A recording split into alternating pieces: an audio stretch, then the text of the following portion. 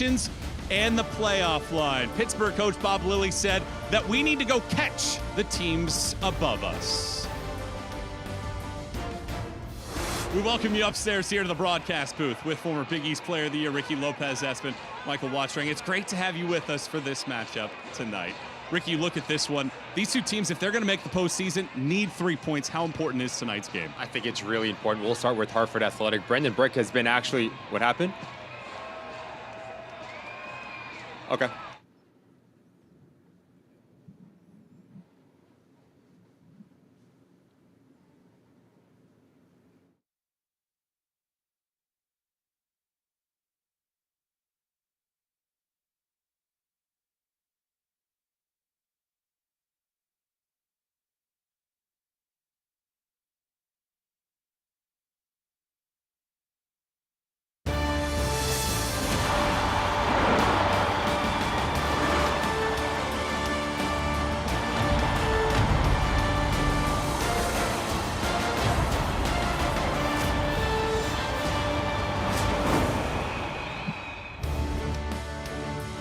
We welcome you to downtown Pittsburgh for a critical matchup in the East. This is the USL on ESPN. It may be hyperbole, but these two teams have a must-win matchup here in July. Pittsburgh coach Bob Lilly said that they have to go out and catch the teams above them. Look at the gap widening a little bit as Pittsburgh and Hartford try to track down the playoff line.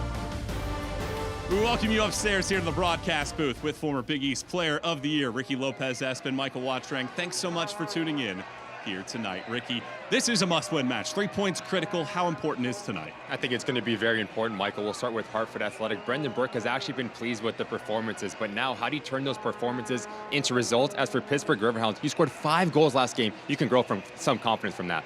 It's been a tough stretch for Pittsburgh up until last week. You're going to notice a little bit of a theme as we roll through this slideshow. Zeros.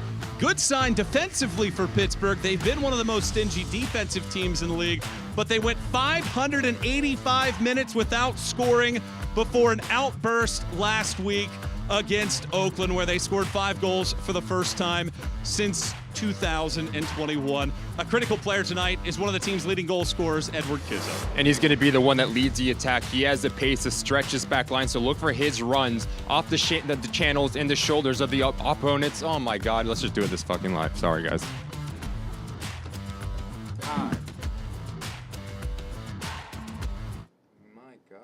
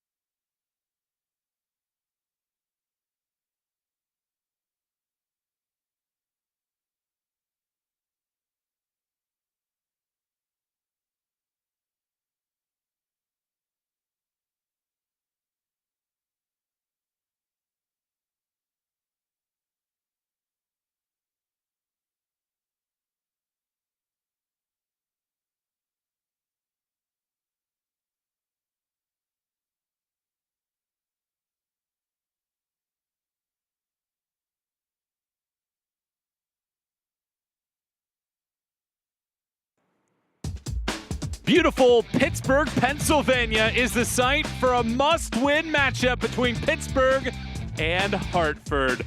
The Riverhounds, led by the reigning USL Championship Player of the Week, his first career brace, Junior Etsu, led the Riverhounds to a 5-0 win last week.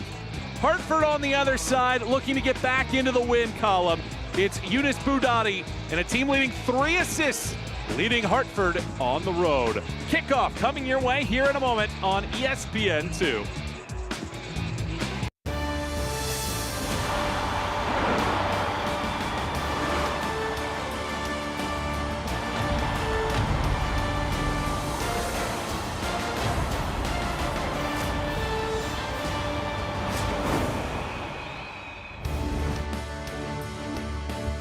We welcome you to downtown Pittsburgh for tonight's matchup between Pittsburgh and Hartford. This is the USL on ESPN. It may be hyperbole, but this is a must-win matchup. Two teams that are looking up at the playoff line and watching the gap widen. Pittsburgh coach Bob Lilly said that their job is to go out and catch the teams above them right now. Critical matchup tonight between these two clubs.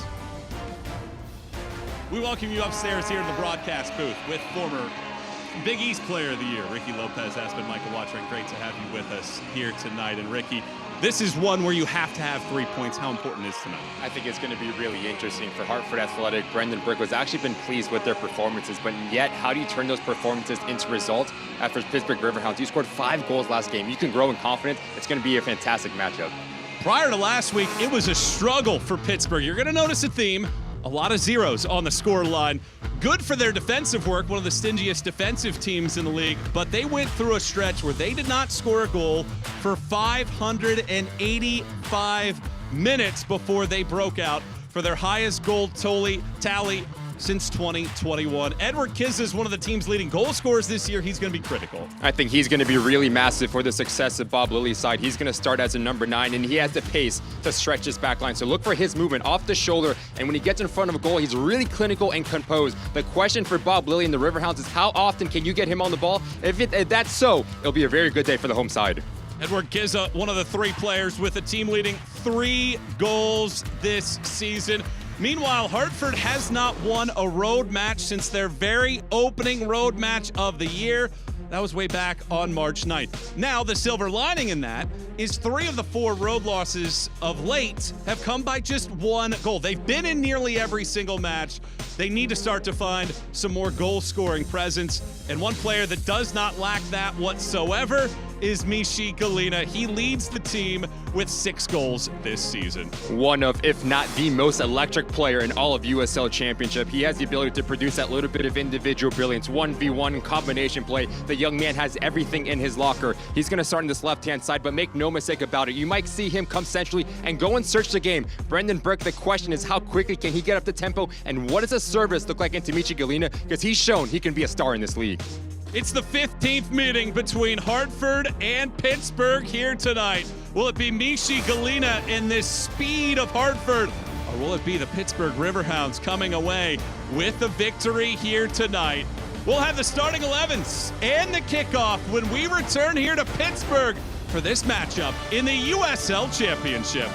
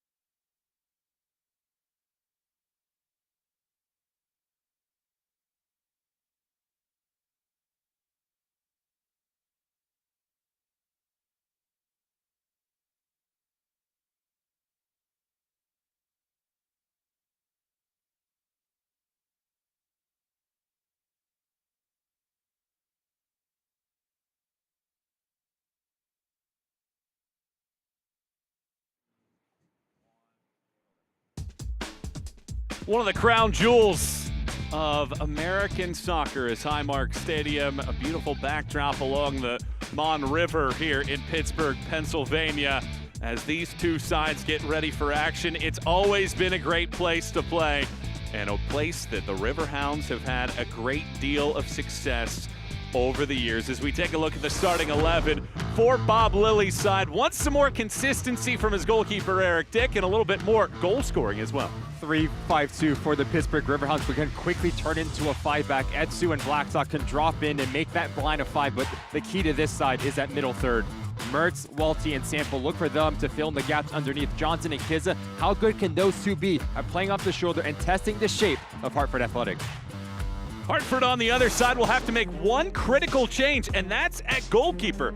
Henna Ribeiro is on a red card suspension, so Greg Monroe will get his first professional start as a goalkeeper. Going to be really interesting, but this back four needs to be compact and keep everything in front of him. You look at that front three, Jane, Galena, and Beckford, the ability to stretch the opposition and play direct is going to be key for Hartford Athletic here on the road.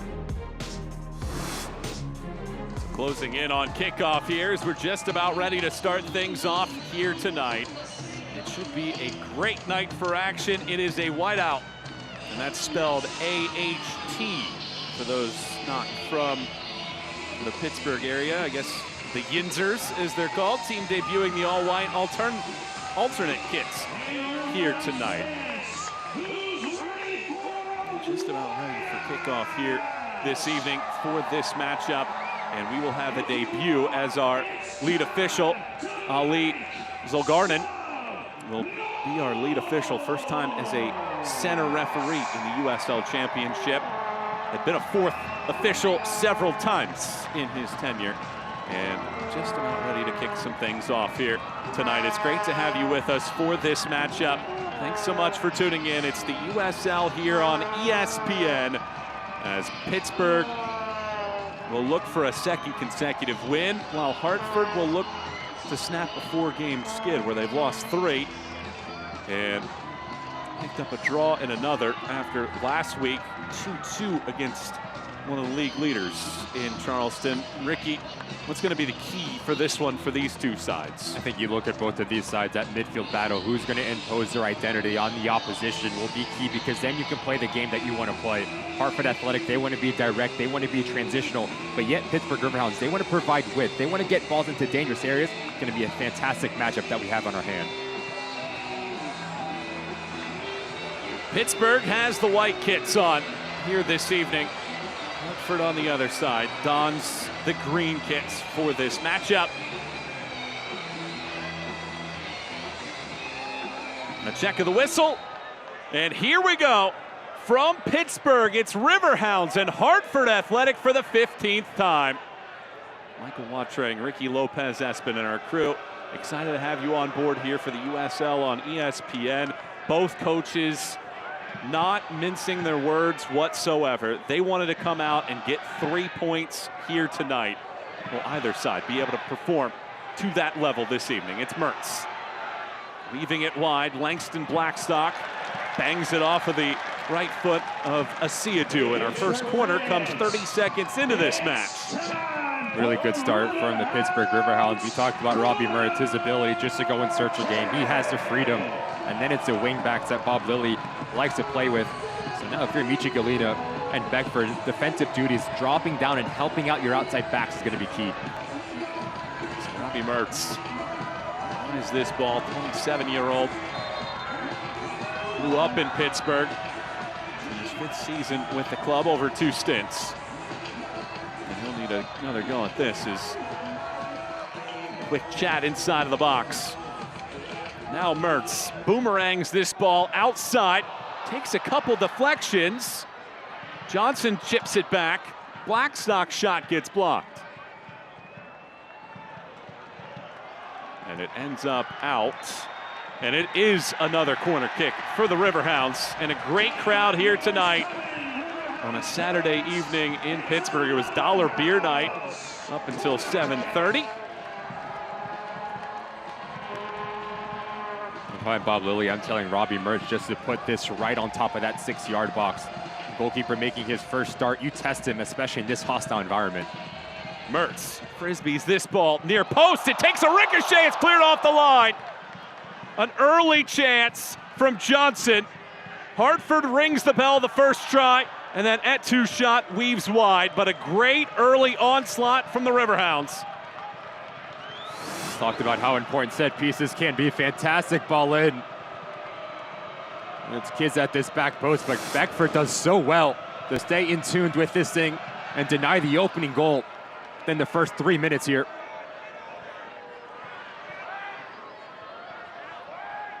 Well, we expect both teams to be aggressive tonight.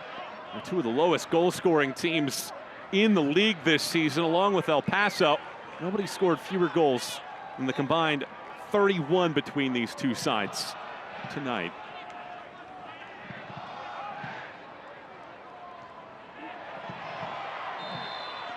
And handball whistled, so a free kick here for the Hounds.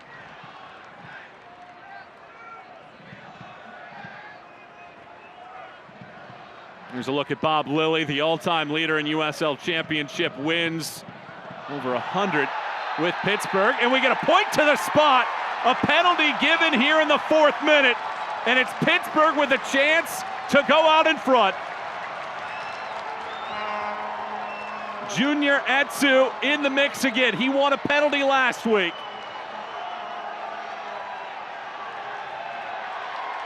And it's a yellow card as well. Really clever from the Riverhounds to go quick. Just loses his footing. Beckford takes out Etu. It's a clear contact, clear pin coming from the backside. Under a lot of pressure to start this game, Hartford Athletic, and not up the tempo. We talked about defensively. Has conceded 30 goals up to this point. Big opportunity to draw first blood for the Riverhounds here. Brendan Burke said that his group has found new and creative ways to lose matches. And perhaps an early opportunity for Pittsburgh to hit the net first. And Greg Monroe, in his first professional start, will have a chance here against Edward Kizza.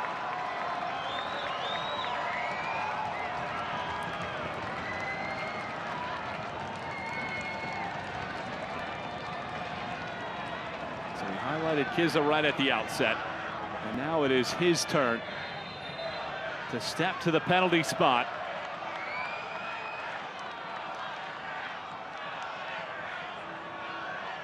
Edward Kizza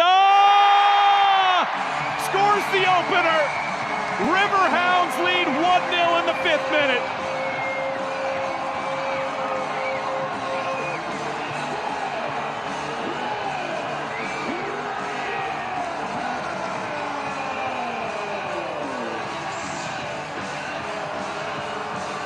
Starts with this heads-up play from the Riverhounds. Robbie Mertz and Sample looking up, catches everyone sleeping. Beckford, he's in emergency defense, takes out Etu. The player that we highlighted in the open. Kizza coming into this match, 3 goals, 1 assist on the season.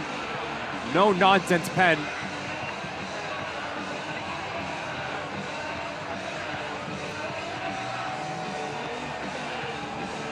Kizza hits the opening strike, his first penalty attempt this season, and he scores for the first time since May against North Carolina.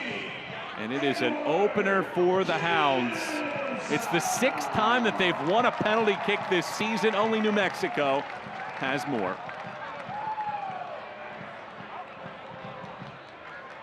Well, now if you're Hartford, how do you respond after this early onslaught? You give up the early set pieces, and now you give up the early goal. And then off of a giveaway, here's Blackstock on the overlap. Blackstock throws this ball across. Kizza and Johnson swarming. Monroe doesn't get a piece, and it ends up trickling out. Budati watches it go. Just need to slow this thing down if you are Hartford Athletic and Brendan Burke. Looking at the players in the center of the field. Nasiadu, Chapman, Nakangila, just to put your foot on this thing and slow it down, get the confidence within the side yet again. The Riverhounds are pressing high, so if you do break that initial line of pressure, there is real estate to operate in. Pittsburgh unbeaten in their last 26 when they score the opener.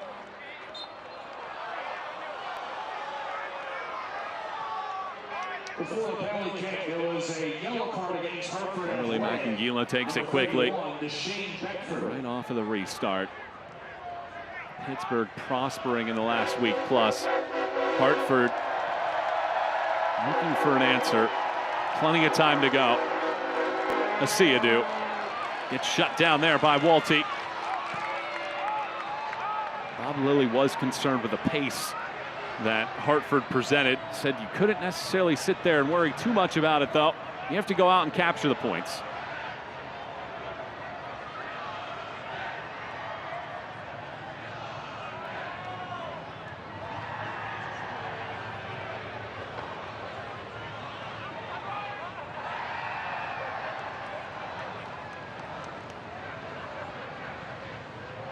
Looking at the spacing for Hartford Athletic, we had the ability to speak with Brendan Burke, and I asked about the balance. Who do you want a little bit deeper? Who do you want box to box? And who do you want in the final third? Macangila, he's going to sit right in front of that back four. Jay Chapman, he's going to be the box-to-box midfielder on both sides of the ball. And then it's Asiadu. Look for him to play underneath Jang. That looked like a lot of contact there from Scarlett. We go back into how this goal. Fantastic little ball in from Sample. Clear contact, gets the right leg of Beckford that takes out Etsu. And the kid's cool as you would like.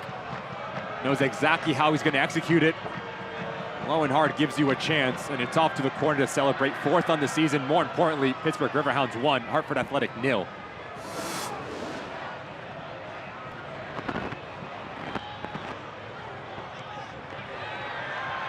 Pittsburgh had struggled to score until last week with that 5-0 showing against Oakland. Maybe the tide turning for the Hounds. Hartford on the other side. Brendan Burke admitted the performances have been where he would like. Haven't gotten the results. And another foul whistle as Mertz draws it in a dangerous location against Chapman.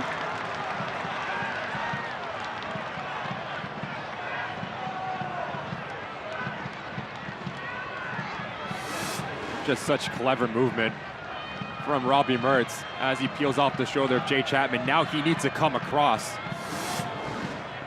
Unable to stay with the craftiness of the center midfielder.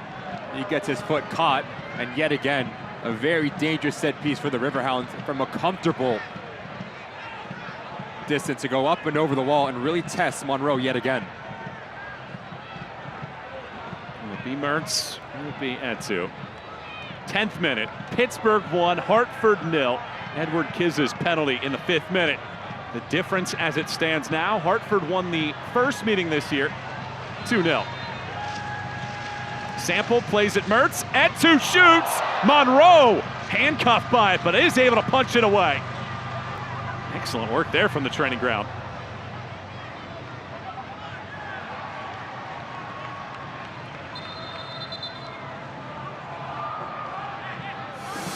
A roll, stop, and hit.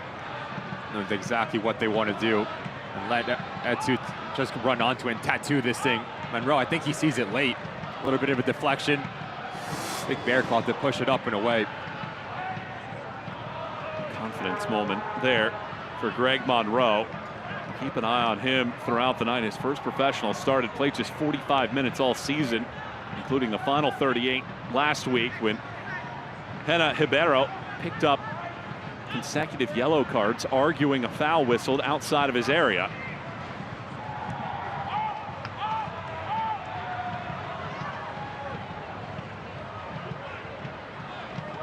Well, Pittsburgh has dominated the series in the all-time.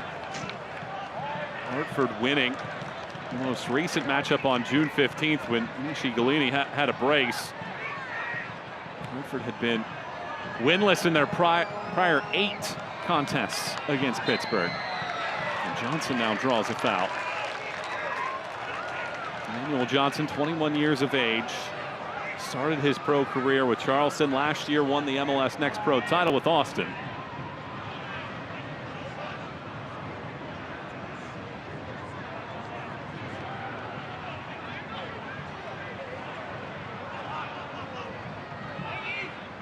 What do you think of the confidence that Pittsburgh's playing with when just last week around this time, they hadn't scored in nearly 600 minutes. I mean, you mentioned it in the open. When you score 5 times on your home soil, it's going to do a world of good for your confidence, and they have not missed a beat. 12 minutes in, it's been all one-way traffic. Not even that, just seem to want to get on the ball a little bit more, win 50-50 duels. Although he needs to be really pleased with how his side came out of the gate.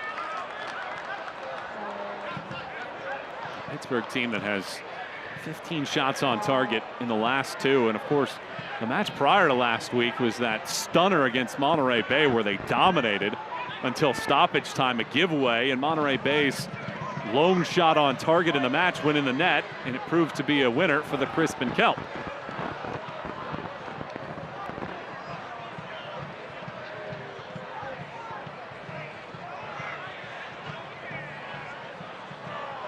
This pressure causing all sorts of issues, and again, it has to be cycled away.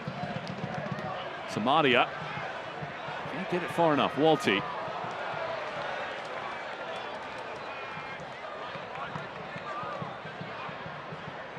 It just seems like this Hartford Athletic side has no real idea, no real solution how to deal with the wingbacks for the Riverhounds. If you're Misha Galina, the Shane Beckford, you need to stay high and wide to pin back Blackstock and Etsu. And doing that, now you can open up space centrally. But as you try to come to feet, you just compact this field, and that's going to play into the hands of the Riverhounds. Good initial touch from Mamadou Jang. Player Brendan Burke is very high on. This ball bounces. Johnson gets a piece of it. Nearly catastrophic there by Jordan Scarlett. And here's Galina. Draws the foul. He's such a dangerous player. Excelled when he was with Brendan Burke. Not once, but twice. First with Bethlehem, then with Colorado Springs in his career.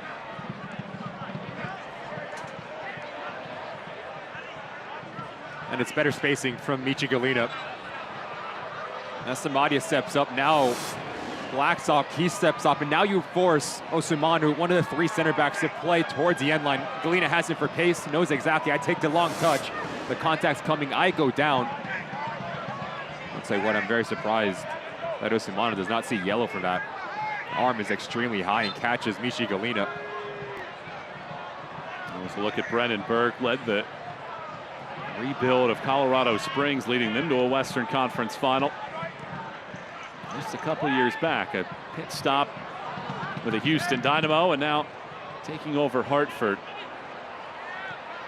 Mertz leaves this ball forward. Kizza springs around a defender and draws yet another foul. And Hartford's back line have no answers right now, and it's another booking. This time, it will be on Joey Apaonu. And this is some touch from Kizza. Not enough pace on it, up and over. He knows the leg is coming in. Technical ability. Take a second look at it. Just so clever to create a little bit of individual space. Apaonu picks up a yellow card. Now it's a big test in terms of his discipline and positioning for the remainder of this match. Not what you want if you're Brendan Burke. Having to deal with all sorts of early chances in this match. Multi-resets. The angle switches. Just a few men inside of the 18. Etsu denied on his initial attempt. And then will be called for, I believe, the foul.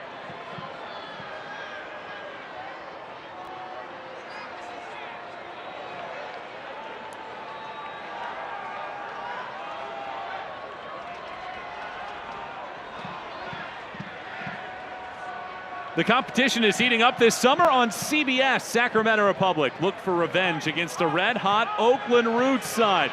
That's tomorrow at 4 p.m. Eastern. And then on August 3rd at 4 p.m., surging Detroit City hosts newcomer Rhode Island for the first time as the USL Summer of Soccer continues on the CBS network. Both of these teams very interested with how Detroit and Rhode Island are faring. It was Detroit last night stealing a point from North Carolina with a 90+3 equalizer. And there are several teams above both of these sides right now that anytime it's 1 or 0 points is a win for these two. That face from Brendan Burke says it all. Frustration, unable to get any sort of rhythm and connect any sort of passing. Been really sloppy from the visiting side to start this match. It's a giveaway. Etsu weaves it through the middle, just beyond the legs there of Sample. But Etsu is back onto it. The 30-year-old from Congo chips this ball, bounces around. Makangila gets it away from trouble, and then Etsu has words to say after Budati goes down.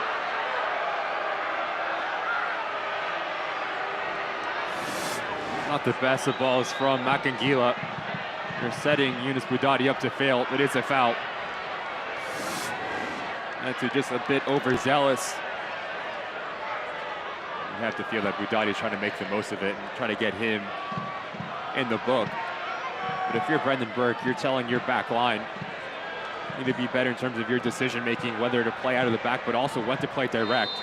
Gain some real estate high up the field, relieve some of the pressure. We have not seen Jane get involved. A 6'4" number 9. Trying to win second balls and trying to gain some real estate higher up the field. Both of these teams have been snake bit this season. Hartford have lost 6 matches by 1 goal. Pittsburgh, meanwhile, has the 4th best goals against average in the league. And when you look at their goal differential, it's better than 3 of the 8 teams in the West that would currently qualify for the postseason. The East is just a little bit of a different animal this season. It's a nice flick on here. Mertz gets a piece of it, but it gets flung away. And unable to keep it in is Sumadia. Corner kick yet again. We got another Hounds. It's just too easy for the Riverhounds to play in between lines. It's about 10 to 15 yards between that midfield line and back line for Hartford Athletic. If you give Robbie Mertz that time and space, he's going to hurt you. Just too good of a player. And yet again, a really dangerous set piece. Try to double their lead here.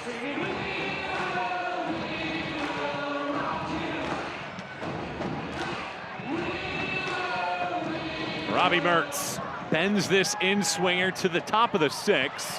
Hartford handle the opening ball. Second chance now. Biasi weaves wide. Blackstock gets to the touchline, throws this across! He scorches the strings!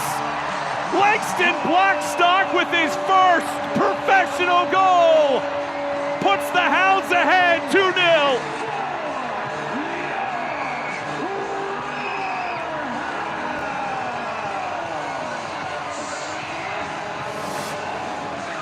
Set pieces, not the initial one, but the second wave. Just trying to create a window to put this thing across. Jay Chapman needs to be a little bit tighter. That long touch, don't know if he knows much about it, but he'll take it. That's when you look at the training ground, you look at the film, and your teammates say, look, I tried that. I meant that every single day of the week. Monroe, he gets caught cheating. Back of the net, in the blink of an eye, the Riverhounds 2, Hartford Athletic 0. Langston Blackstock, a second-year pro out of Clayton State, was an elite goal scorer for the Lakers. 32 goals in 65 appearances for the team out of Atlanta. The Division II program has 3 assists this year and one of the highlight reel goals of the season for Pittsburgh. Confidence and swagger oozing out of the team from Pittsburgh. And that ball is deflected in! Emmanuel Johnson! What a play! Redirects the clearance attempt from Monroe into the net. 3-0 Hounds.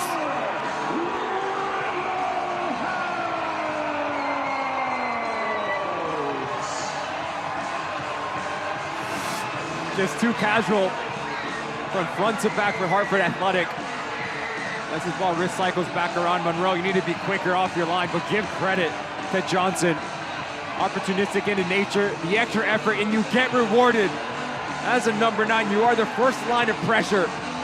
Leaves his feet at the right place at the right time. Makes himself big. The ball finds the back of the net. triple the lead for the Riverhounds here at home.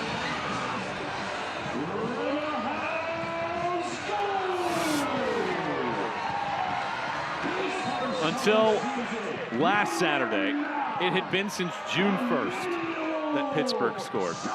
They have scored now 8 times in the last 110 minutes. And a 3-0 differential is a mountain that Hartford may not be able to climb. This facility is just buzzing right now. It's an amazing goal from Blackstock, and then how often, if ever, will you see a play like that where a striker gets a deflection, most of the time just trying to create a turnover. And this time, it's Johnson with a sprawling goal, his first in a Riverhounds kit.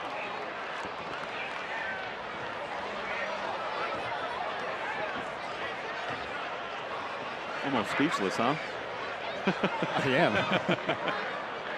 But you have to think that one of the scouting reports from Bob Lilly and his Riverhound side, Arrow, he was going to see red, so now it was always going to be Monroe's first game and first start in the championship. So you need to get at him. You need to make him uncomfortable. A couple of set pieces to start this game really did well. Foot race here. Ends up out of play for a goal kick. A couple set pieces did well for your side in terms of the confidence and just testing him. Not only him, but every single player in a Hartford athletic jersey. Just seemed still in the locker room, not up to tempo, haven't been up to the challenge and to match the intensity here in Highmark Stadium. Well, if you're just joining us, you have missed some fireworks at the outset of this match. Pittsburgh, a goal in the 5th minute on a penalty. Edward Kizza opens it. Langston Blackstock with a laser beam that strikes the net in the 20th minute. And minutes after that, Emmanuel Johnson pressuring Greg Monroe, making his first professional start as a goalkeeper. Bounces it off of his legs on the redirect into the net, and it's 3 first-half goals for a Hartford team that has lost 7 consecutive on the road. They trail 3-0. Michael Watrang, Ricky Lopez has been on our team, enjoying this one with you here on a Saturday night. It's the USL on ESPN. Johnson gets taken out, but there is no foul. Instead, it's just a throw for Hartford. And if you are Hartford, how do you even find a response at this juncture? That's when you lead on the experience that Brendan Burke has at his disposal. You're looking at Jay Chapman, Makangila, Asiadu, the players in the center of the park. It sounds a lot easier than said than done, but take the game away from the Riverhounds. Start with one pass, get the confidence yet again, and then you can start to express yourself, but you need to play a little bit more direct. So many times you're giving the ball right back to the Riverhounds where they're pressing high and they have numbers higher up the field. We have the opportunity to speak with a lot of coaches in USL Championship. When you come to Highmark Stadium, the #1 thing is you have to match the intensity. You have to match the pressure that the Riverhounds are going to throw at you, and then you can let yourself and your football do all the talking. Haven't matched the intensity. It's been really sloppy in terms of the possession. The result of that, you're down 3 goals in the first 30 minutes here. Pittsburgh entered the night with the lowest conversion rate in the league. That means they'd scored just 10% of the time when they put a shot on target. Tonight, they've taken 5. That's higher than their season average of shots on target already in 25 minutes, and they've scored thrice. Here's Galena. Maybe the one man on Hartford's side that has that individual talent that can shift this game.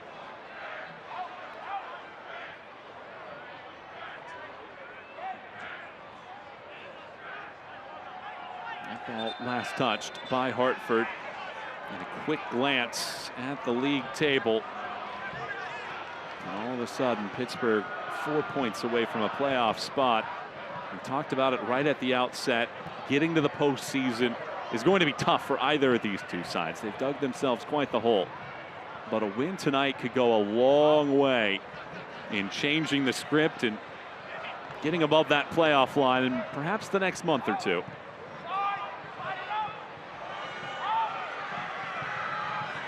Claudia nearly gave it away. A reminder that Hartford playing without its typical goalkeeper. Hena Ribeiro picked up 2 yellows in the span of seconds last week, so serving as red card suspension tonight. The only other keeper available for Brendan Burke is a 20-year-old who just completed his freshman season at Dayton, Justin DiCarlo, and did not play for the Flyers. This ball is it. Galina shoots, and it is last touched on the clearance attempt. Out of play, and Hartford finally will get an opportunity at a corner kick. They haven't had a shot, and this will be their first attacking set piece. It's the first time that we've seen Galina make a run from outside in, off the shoulder of Vosumanu. He does extremely well to say like for like, flawless in his timing, when to leave his feet.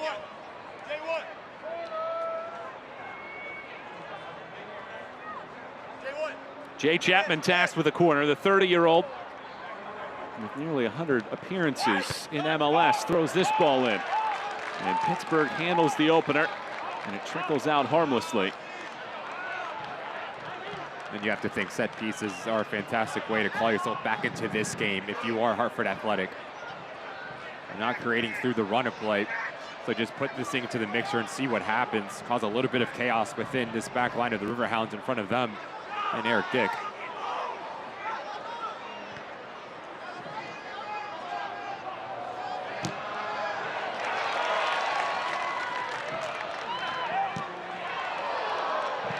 Hartford have now conceded 17 first-half goals this season. Only Las Vegas have given up more. Join us next week on July 27th for a Bucks Pro exclusive Touch a Truck event from 3 to 5 p.m. before the game. Ball sent down the park. This ball headed away, and a foul is whistled. Hartford have given up the first goal in 13 of 18 matches. They've only won once in those occasions. And Brendan Burke talked about so many times with us, the overall performances have been something that breeds confidence within his group. The results just haven't equalized. If you remember, a week ago at this time, they were running Charleston off the pitch, 2-0 up against the second best team in the league. And then Hena Ribeiro picks up 2 yellows. Greg Monroe comes in. Charleston, with a man advantage, scores twice. They steal a point. And while there's confidence to come from that performance, ultimately in the end, it's a draw and not the full complement. And it's a team that, again, just struggling to find ways to win matches.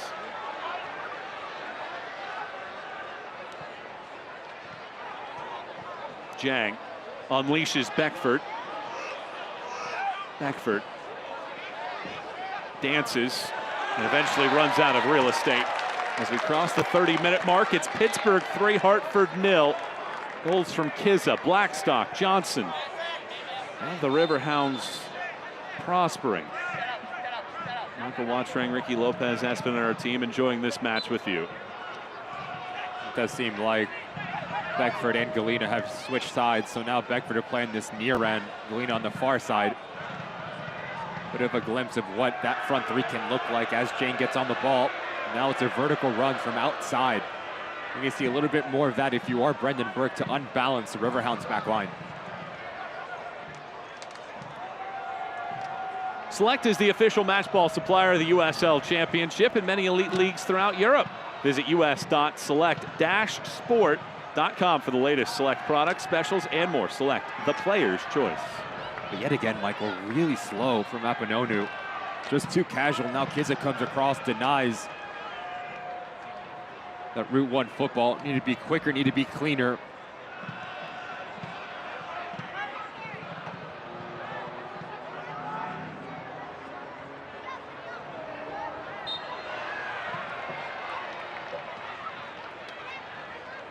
Rudani arguing that he had won the ball.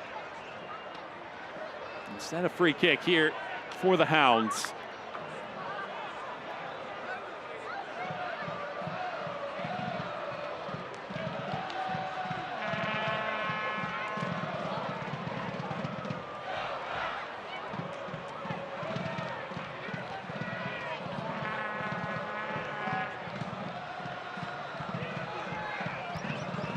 any response from Hartford in this opening half. The team that entered with the second fewest shots on target in the USL Championship entering the night, and they don't have one shot of any kind this evening.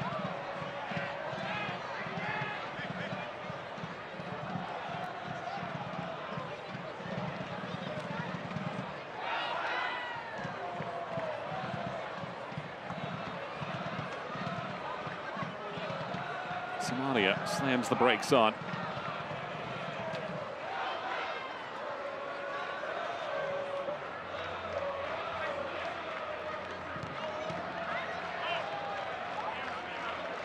Hungry Hounds, it's time to feast.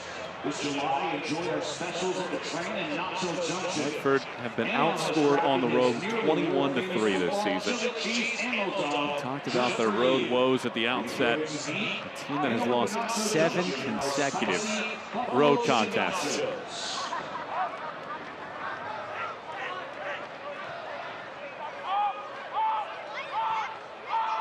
Gives it back to Monroe, the 24-year-old, played collegiately at Siena. There's a near mistake. Instead, Apinonu brings it forward. That pass ricochets off of Sample's legs. Stepping in front, here's this cross in. Jang gets a piece! Mamadou Jang gets one back for Hartford as he scores his second in as many weeks. It's 3-1. I was about to say it's the best spell of possession for the visiting side. You move the ball from east to west. Now you're shifting this back line, but it all comes down to the movement of Jang. He plays off the shoulder of Suber. Biasi can't get to him. Suber can't see him. Fantastic ball in from Scarlett. Even better header from Jang.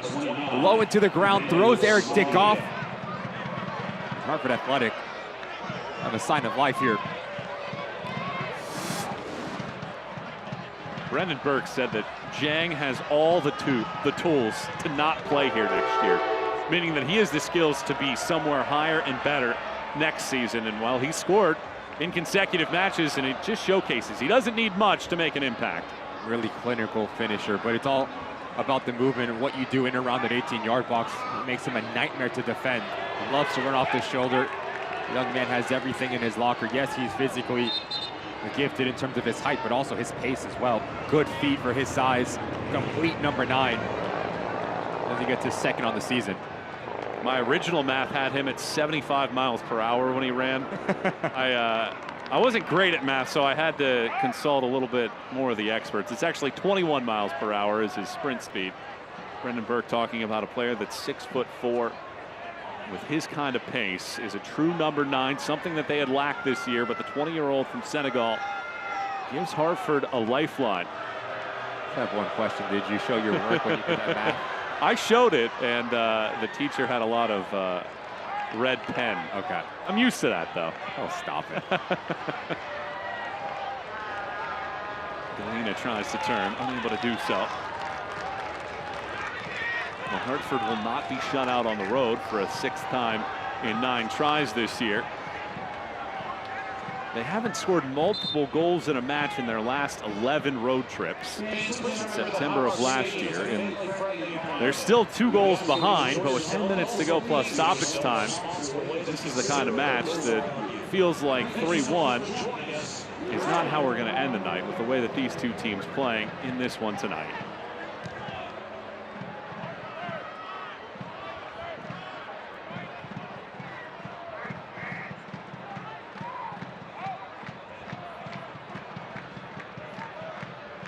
Chapman runs into some issues, is able to recover.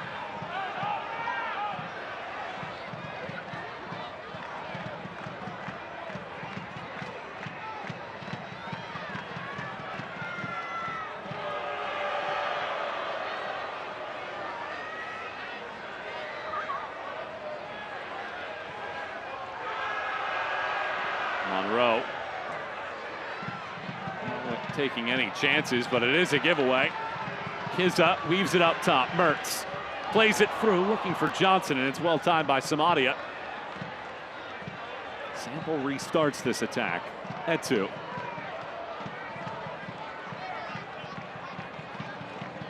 Multi. Sumanu. Blackstock. Multi serves this ball in. Takes a bounce off of the backside of Sample, and Monroe, quick to it, puts an end to that surge. Need to be really careful if you are Hartford Athletic.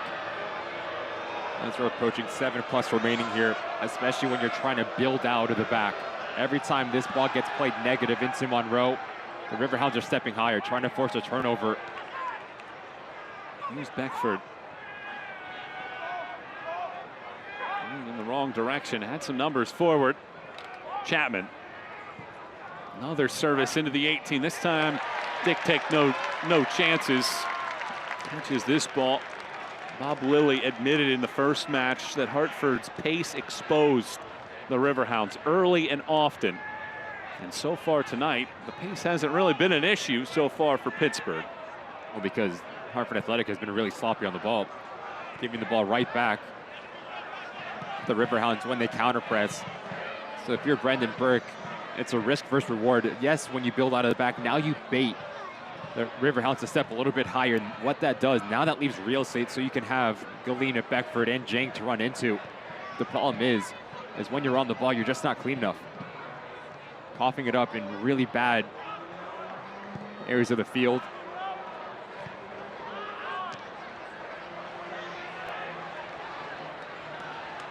Blackstock, who scored in this game.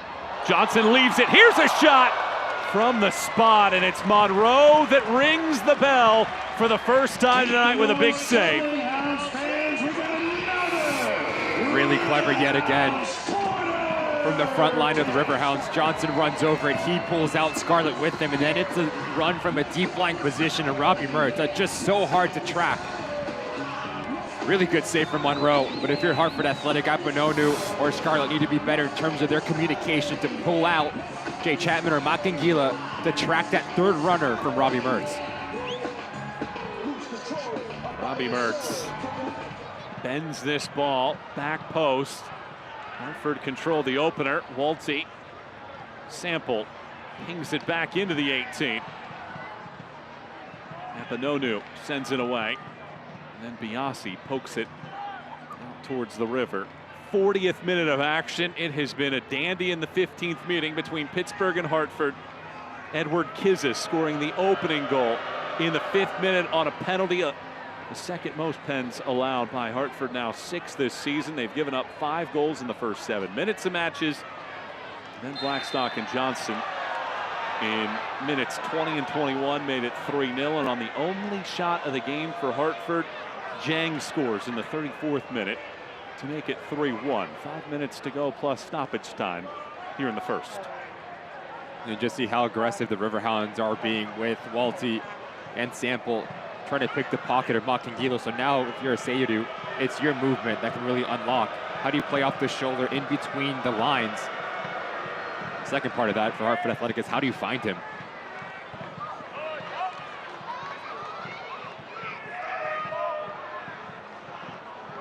Chapman tosses it wide. Samadia had the assist. Another service into the 18. It gets pushed away. Beckford nearly got to it initially, as Dick couldn't come out quickly enough. And here's the charge. Walty splits 2 defenders.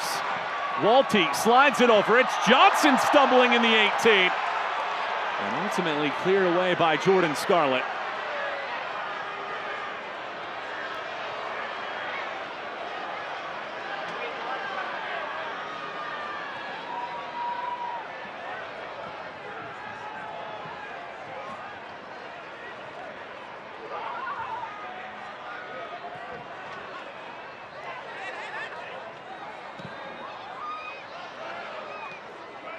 Already the 9th time this season that Hartford have given up multiple goals in a match. Here in their 18th of the year. Sayadu couldn't keep it in as it goes out for a throw. It is a fine night here at Highmark Stadium. Really good run from Walty. As soon as Guadagni is coming across, I think Johnson goes down far too easily. There is a little bit of contact, And in my opinion, pointing to 12 yards out would have been really harsh.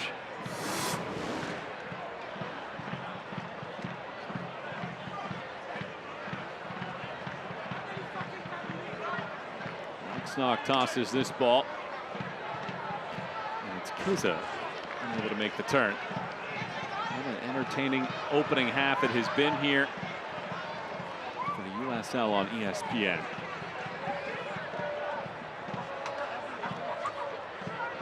Two teams doing everything they can to try to get above that playoff line, just beyond the midpoint of the year now. Good news for Hartford is they played 17 entering the night. Pittsburgh had played 19, and there's just a point differentiating the two.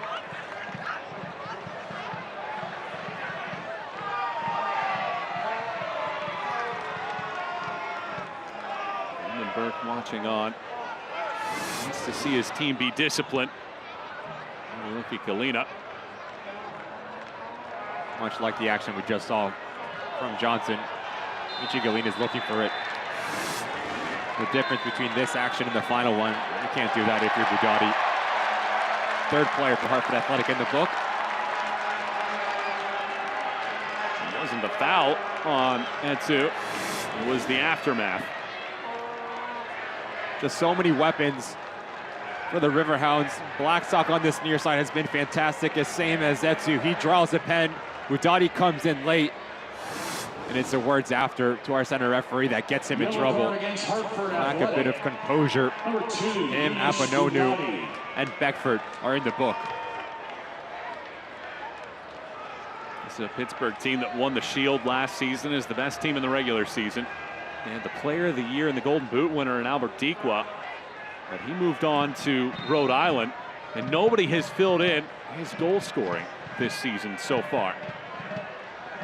Will this be the start of something? 8 goals in the last 3 halves. All the way across the field. This will harmlessly bounce over to Mertz for the time being. And it's fine defending here to keep the ball in play. Asiadu. Jang tips it right back. Asiadu. Mamadou Jang touches it once. And it's fine overlap defending there. Not taking any chances. This is when Hartford Athletic are at their best, when they're often running with a lot of green grass in front of them. Asidu really clever, but just watch how Jane continues his run. But as he takes his touch out of his body, this ball needs to be popped across to Galina. He makes the underlapping run. No one marks him. Yet good defending from Biasi to come across and cut down the angle. Chapman whips this ball in. Clear it away. Samadia levels his volley. Goes high. 4 minutes of stoppage time here in the first half. 4 minutes of stoppage time. 4 minutes.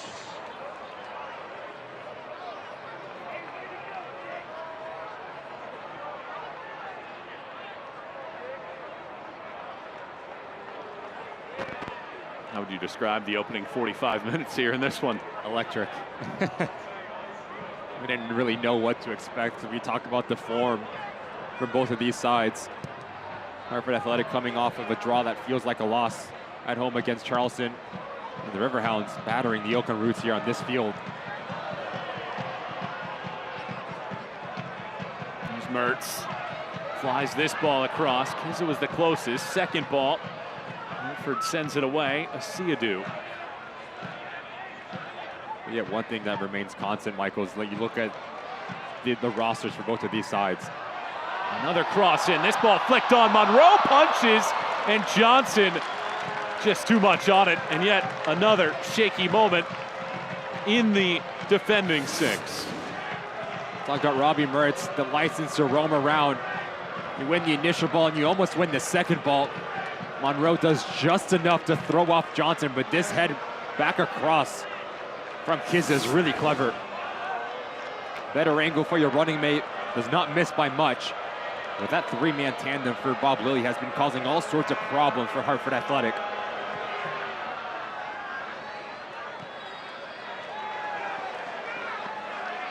Pittsburgh has been shut out a league high 11 times this year. Hartford entered with a league low 15 goals. Throw that out here tonight. 3 from Pittsburgh, Hartford have scored on one of their 2 shot attempts in the second half. It could get interesting because at this point in the year, these 2 teams really have nothing to lose. They're already sitting 7 and 8 points respectively behind the playoff line entering the night. And they have to find ways to get 3 points anytime they go out there.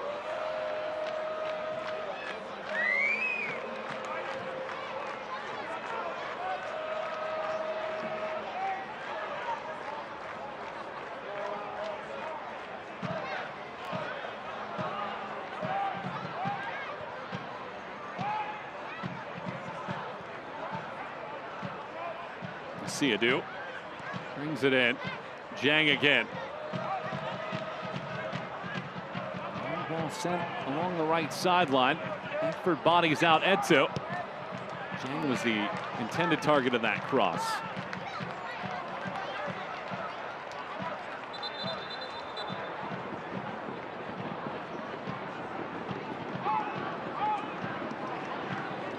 In the final 15 minutes of this first half foreshadow what we could see in the second half, with Hartford getting a little bit more possession and a little bit cleaner in their possession. Galena spins this ball in. It's chested back towards the corner. Osamanu loses it. Galena takes it, stabs it in. Jang's shot is saved. Galena pushes it in, but the flag is up for offside, and he wasn't by that much.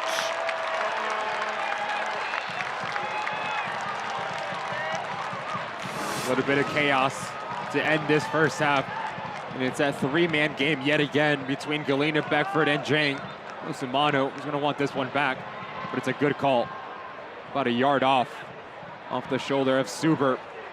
Gives a better look at it here. It's almost an uh-oh moment, but as Michi Galena picks up this ball, it's about a yard off the shoulder of Suber. Good call by our officiating crew. And the first half whistle blows in what has proved to be a theatrical opening 45 minutes of play. It's Pittsburgh 3 and Hartford 1 at the break. 8 goals in the last 2 for a team that had gone nearly 600 minutes without scoring. And the Riverhounds lead at halftime, looking for 3 points here tonight in this Eastern Conference clash. It's a beautiful sight here at Highmark Stadium for the Riverhounds fans. Hartford eye a comeback. First half highlights and stats come your way when we come back. 3-1, Hounds on top.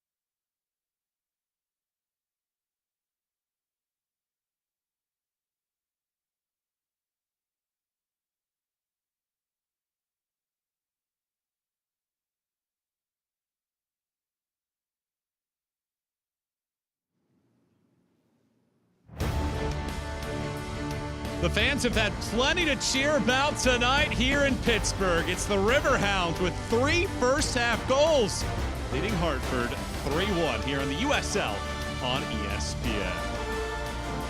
Hi again, everybody. Welcome back upstairs to the broadcast booth. Michael Watring, Ricky Lopez-Espin with you here tonight. Ricky, Pittsburgh hadn't scored in 6 games. All of a sudden, 8 in the last 3 halves. The goal looks like the ocean right now. Fantastic stuff from the Riverhounds, but it's actually their effort and their aggressive nature that they approached this game with, right? Because it was the extra half a yard from Kizzit, from Johnson, creating their own luck, and that's what you want from Bob Lilly. You match the intensity, and then you let your football do all the talking, and it's been the difference in that first half. But yet, for Hartford Athletic, you grew into the game, you created a little bit more opportunities, but it's been fantastic and sets up for a fantastic next 45 minutes.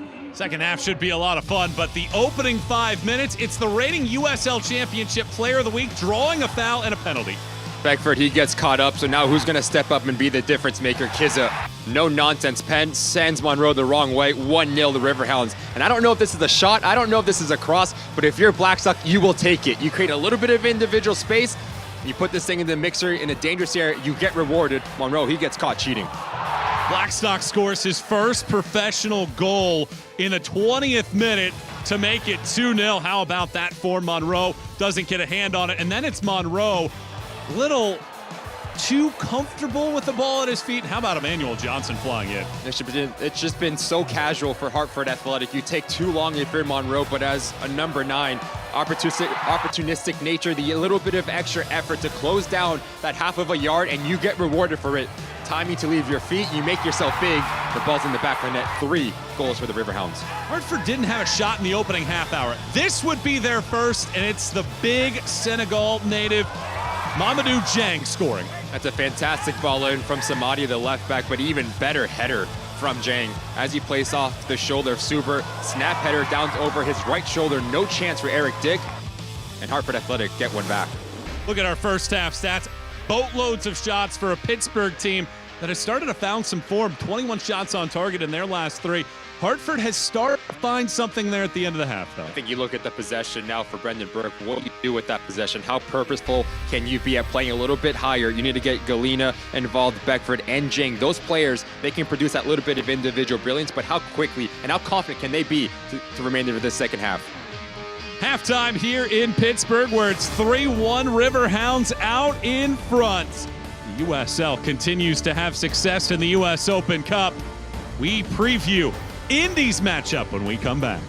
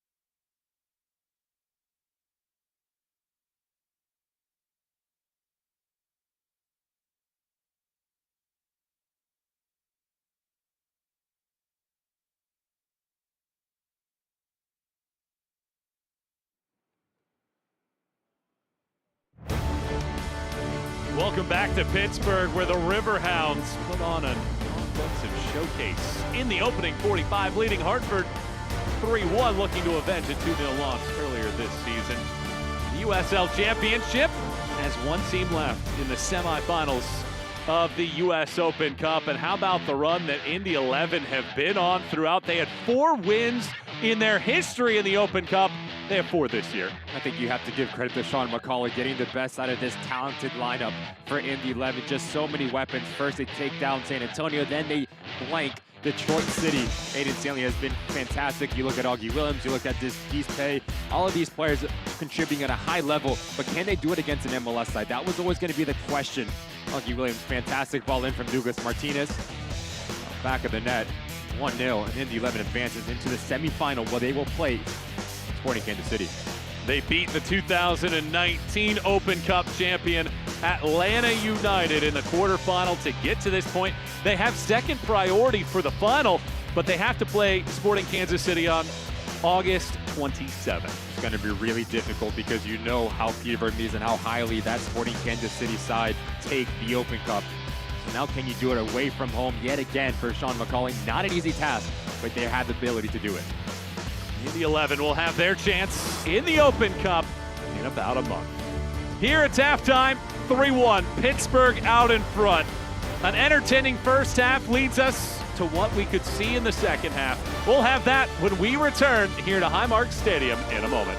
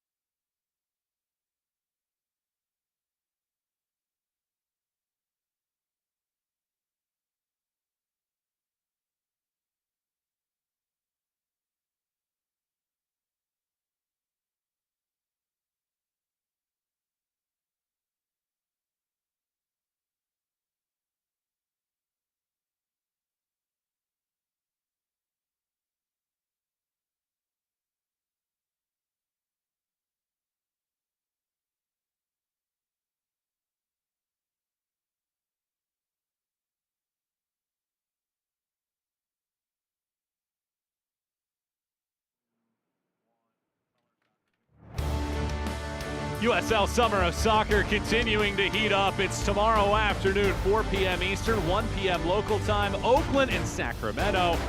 Plenty of matches to watch over the next few weeks on CBS, CBS Sports Network, and ESPN2.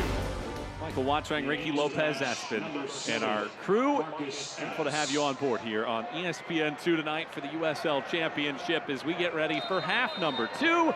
Hartford gets the opening possession, and we're underway in the second half. Hartford have only scored in the second half 5 times this year.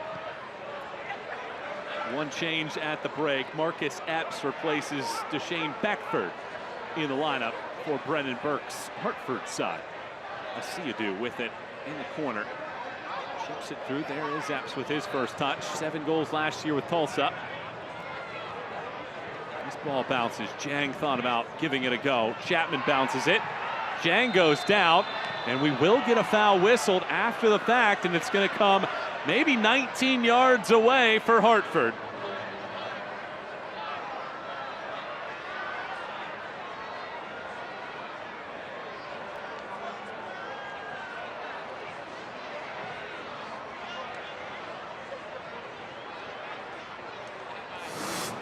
Rash challenge here from Mosumanu to pick up this second ball. This time it gets all of Jang. Clear foul. We'll start this second half. Really good opportunity for Hartford Athletic just to put a little bit of pressure on Eric Dick.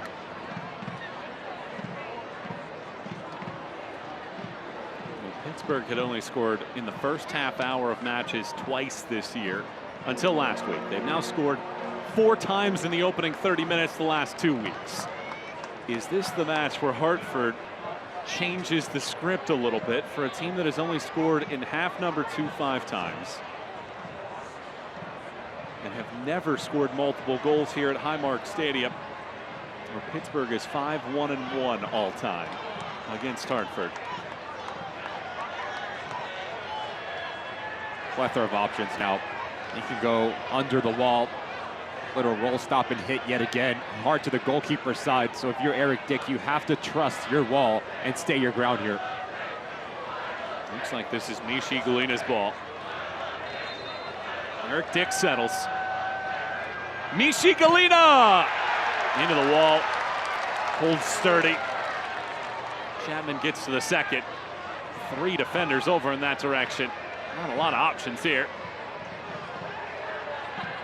Begging for a foul, will not get it.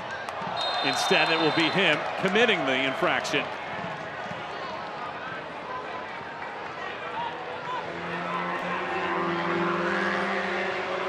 If you're Brendan Burke at halftime, what's the message to the team at this point? Down 2 goals, knowing that you're 8 points away from a playoff position. I think the top priority is going to match the intensity, number 1. Win 50-50 duels, and decision-making will come number 2. Play a little bit more direct, doesn't need to be pretty, just needs to be efficient. Get Jang, Galina, now Marcus Epps more involved.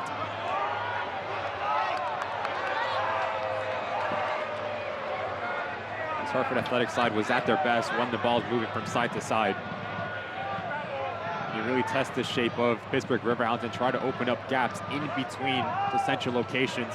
Asiadu, his movement needs to be a little bit more decisive at picking up spaces.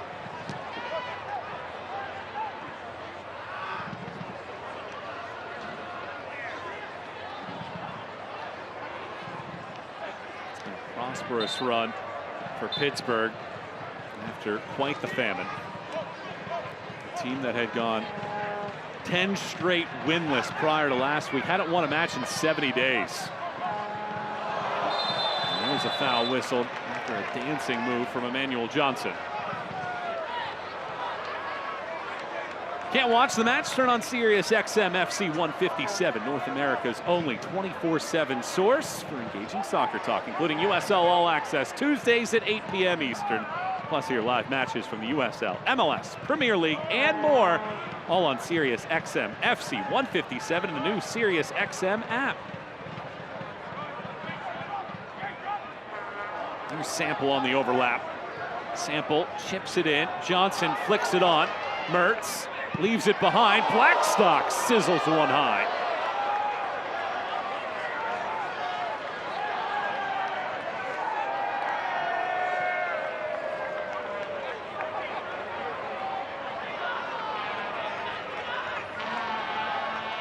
James' goal in the first half ended a drought of 314 minutes without a goal for Hartford on the road. Scoring their first road goal since May 18th at Indy 11. So both teams have ended lengthy droughts in the last 2 weeks. And with 40 minutes to go in this one, will the Hounds get the full complement, or will Hartford have one of the comebacks for the ages?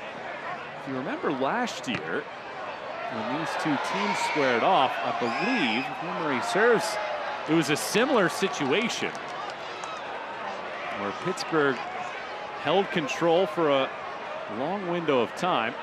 Maybe it was the other way around. But a 4-3 decision in the end for the Riverhounds. That was back on August 23rd.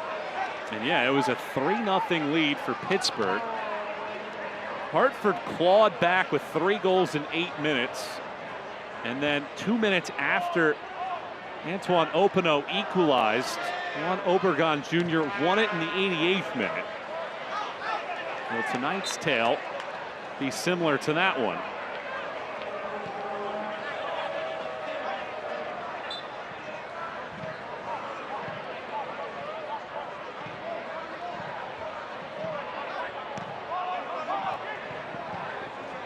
Headed out of play. Scarlett didn't quite know where Monroe was, and it's another corner for Pittsburgh. It will be their 5th.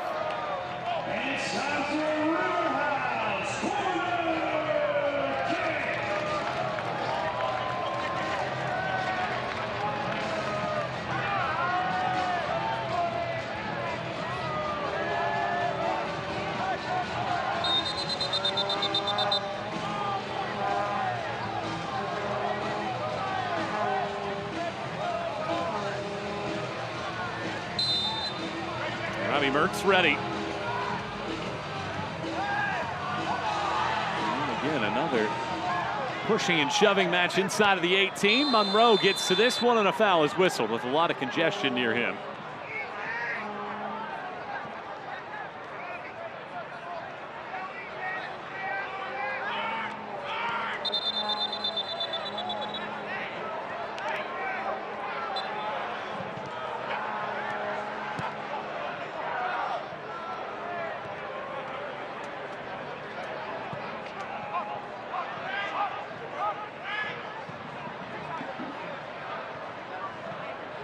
Up.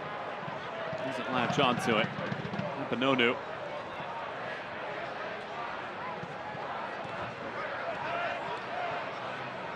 Kingila works through the middle of the pitch.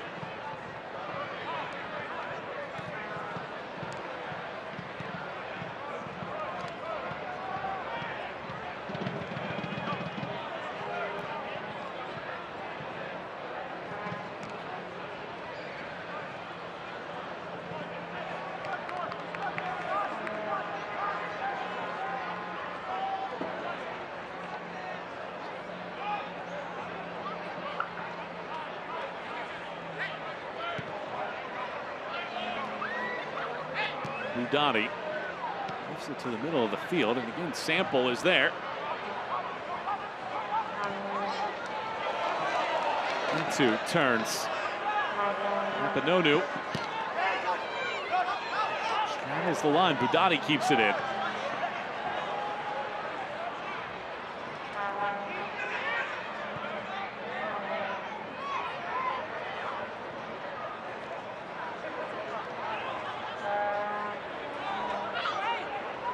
Stayed in play.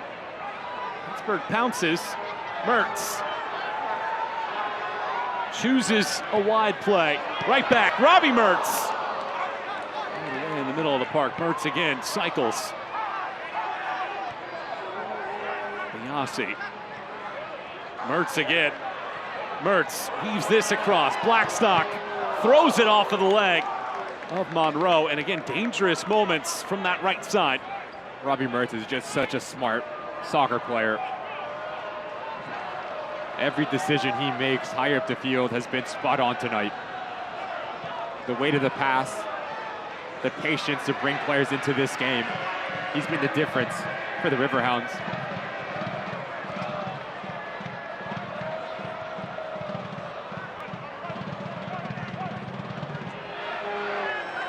sample.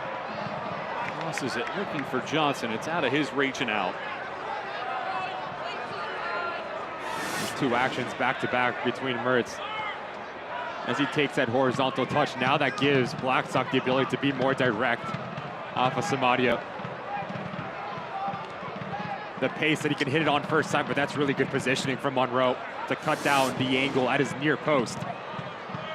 If you're Brendan Burke defensively, you need to figure out between Makangila and Jay Chapman to split the difference and deny the supply to Robbie Mertz.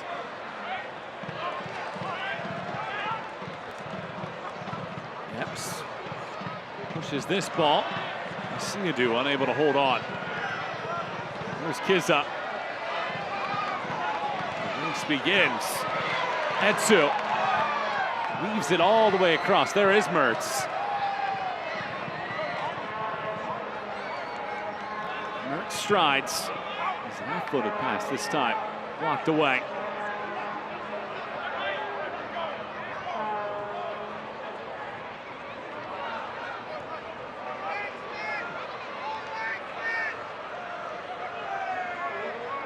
Stagnant here to start this second half.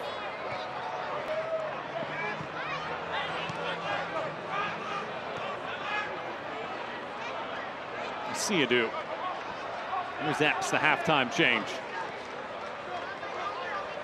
Just needs to be quicker at this point in time for Hartford Athletic. You break that initial line of pressure, keep on going. Be more direct, be more intentional, and have off-the-ball runs. Whether you're Michi, Galena, or Jang, you both want the ball to feet. Someone needs to come and someone needs to run in beyond that push and pull mentality. Needs to be a little bit more efficient for Hartford Athletic here in the second half.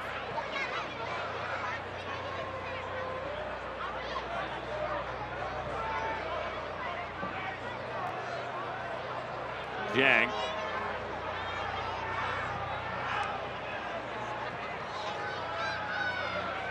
Apinonu shoots from long range. Why not give it a go? It probably had it covered, but it does slice wide right. Quality as a center back gives you a luxury if you're Brendan Burke to be more aggressive. He hits it well. There's a lot of movement on this thing. As he hits across it, that's why it's always bending away from Eric Dick. Does not miss by much. Really good effort from the center back. Seeing if Eric Dick is paying attention at all.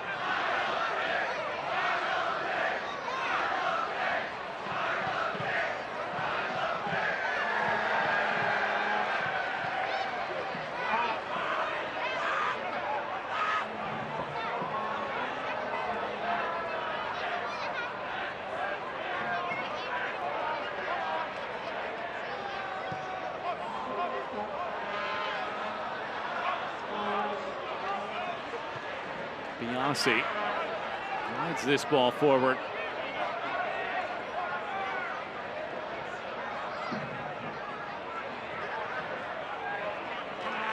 Stock chases and will run out of rope.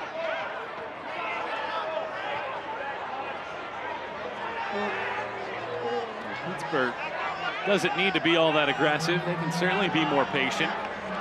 Clock is their friend at this point. Earning the full complement of 3 points in this Eastern Conference matchup. Two teams sitting towards the bottom of the table. Miami resides at the very bottom, and then these two teams directly above.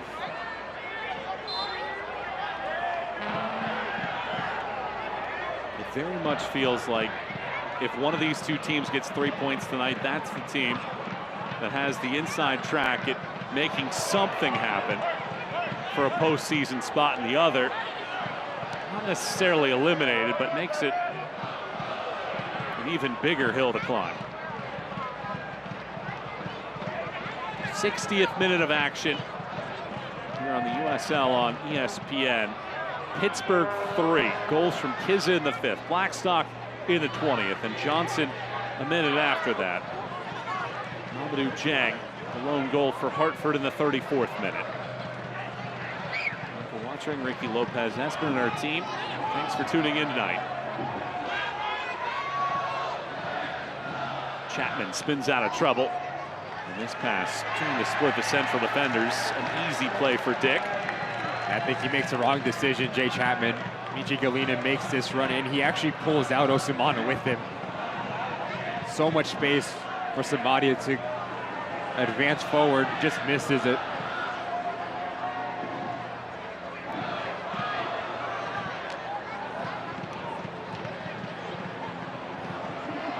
Here's Epps. Epps plays this one through. Jang takes a tumble.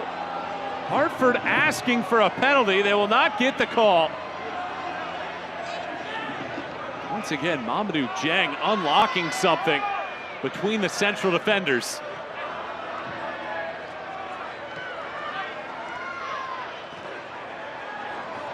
Izza goes down. There's no foul whistle there. Epps.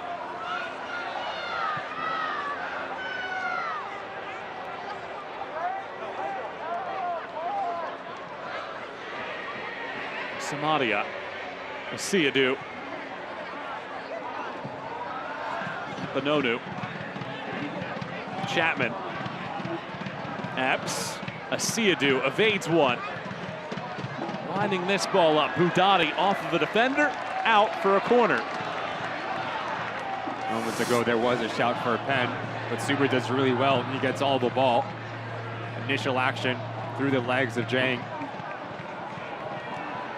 Watch his left leg play in between both legs of the forward. Really good defensive positioning from Suber. Emmanuel Samadia, 29-year-old from Sierra Leone. Whips this ball into the mixer, and Eric Dick cradles.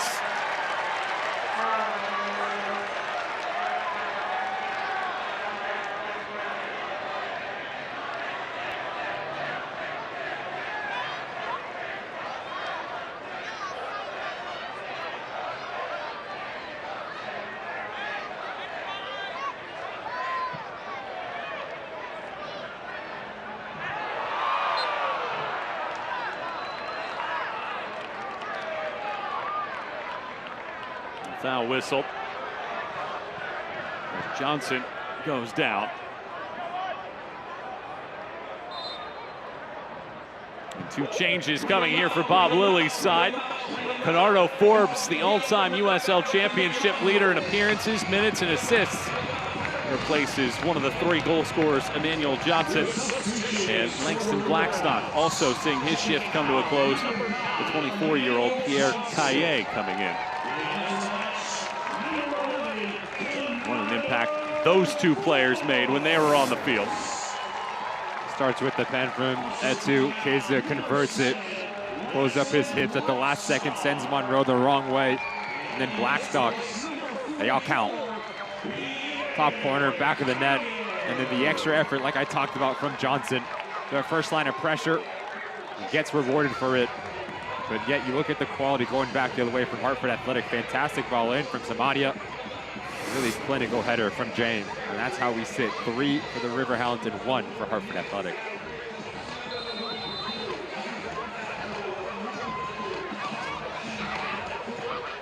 So off of a quick set piece now, it's a flick on and immediately out.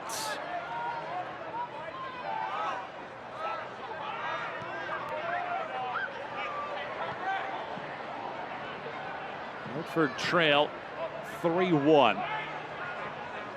Being outshot in this match 13-5.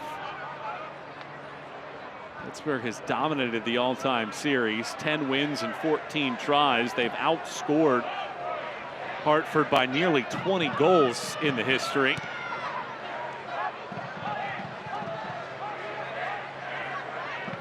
Hutch chases this down. Instead, Dick launches this to midfield.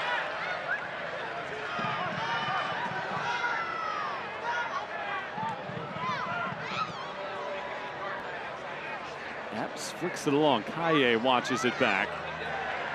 Well, Bob Lilly said that Eric Dick has been a little bit uneven this season. He is a good shot stopper, but it's a reason why they've had to play 3 different goalkeepers on the year. He's had 6 clean sheets, good for 3rd most in the league. But his consistency could ultimately determine whether or not Pittsburgh is able to make a push to the playoff line. With a little bit of a tactical change for the Riverhounds. Kaye will play in the back three, so that's going to push Biasi at the right wing-back position. And Johnson and Forbes are like for like. Forbes is going to play a little bit more central to look to combine with Robbie Mertz, as they might play as a dual 10 underneath Edward Kizza. Greg Monroe.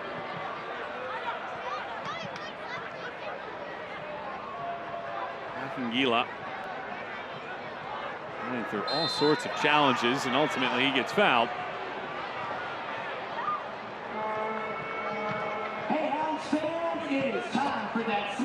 The USL Championship is on CBS Sports and ESPN platforms all season long. Catch live matches and expert analysis every day on the CBS Sports Golazo Network and on ESPN+. Go to USLChampionship.com for the complete USL TV listings.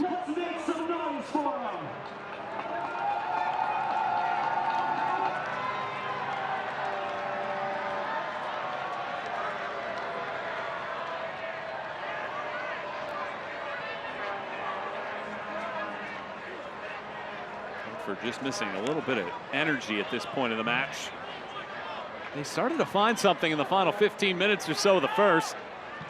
Ishi Galina was offside by about a yard, otherwise would have made it 3-2 right at the tail end of the first half. And they just haven't been able to capture that same momentum through the first 22 minutes of half two.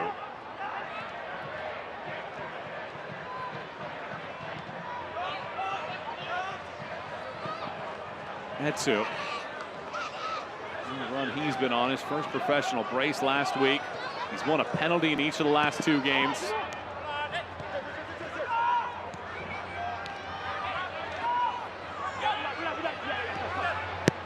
Benonu has to spin it down the field. Jang draws the foul, and there's not much in that. Epps wants to go fast, and indeed he does. Mamadou Jang looks to turn the corner. Jang sends the first ball in, and nearly a calamity inside of the box. It looked like Dick was stumbling. He and Biasi collide. I tend to agree with you, Michael. I think it's a really soft foul from Zuber. Both players are really physical. Not the best ball across from Jang, but awkward. Biasi needs to get there because you have Misha Galina making that far post run. And a bit of confusion between him and Eric Dick. Samadia boomerangs this ball near post. Doesn't reach its intended target initially, but he'll get a second chance at it. If Hartford want to get all the way back in this match, a goal in this sequence would certainly go a long way. Samadia frisbees this ball around. This time it's Dick, and has it in his clutches.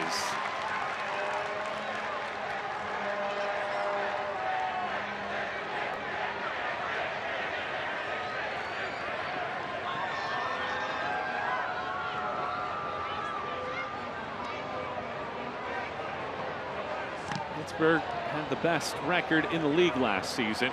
Asiadu chases after it, keeps it in for a moment, forces the giveaway. So good hustle there from Anderson Asiadu, a former first-round pick by Atlanta United in the MLS Super Draft. And he's been a lot better in this second half, more influential, wanting to get on the ball a little bit more. Result of that, now you have players around him more involved as well, especially Jang. A really interesting chat with Brendan Burke about him. Saying their work rate on both sides of the ball, something that you would expect every single time he walks over that white line. But yet one thing that's really underrated about Asiadu is his final action. Clever passes to break lines, and we've seen glimpses of that. Last game out against Charleston Battery, had a fantastic little ball into Michi Galina. Here is Jang. Slowing it down for a moment, is able to keep the ball in play. Epps with a pivot. Asiadu lurking, as is Galina. Comes back out to midfield, however. And a foul is whistled. Makingila gets called for the infraction.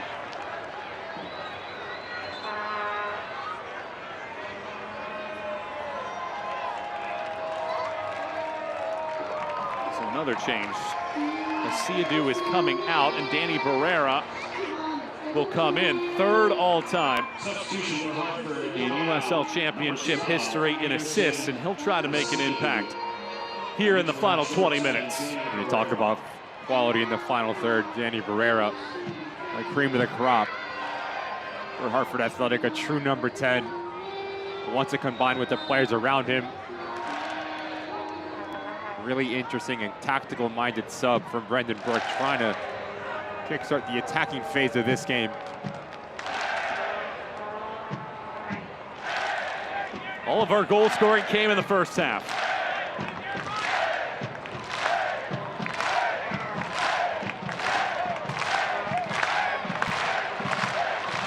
Here's a giveaway, and a long shot. Monroe snares this, denying Forbes of a fourth for Pittsburgh.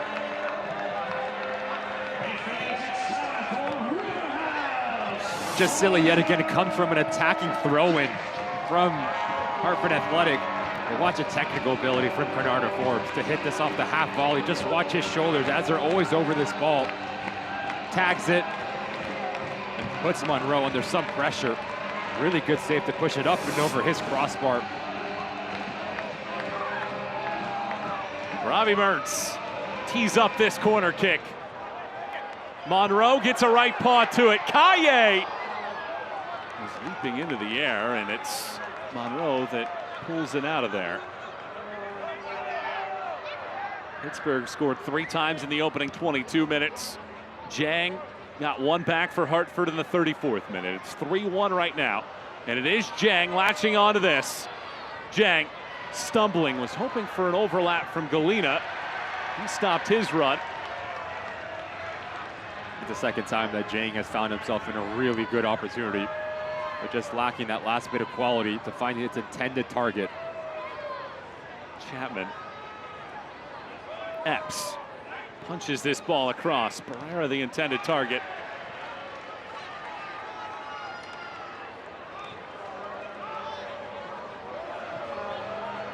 Does Hartford have a late surge? Last year, it was this time in the match, trailing 3-0 against Pittsburgh, where they bagged 3 in an 8-minute window. Barrera touches it along. Kaye intercepts.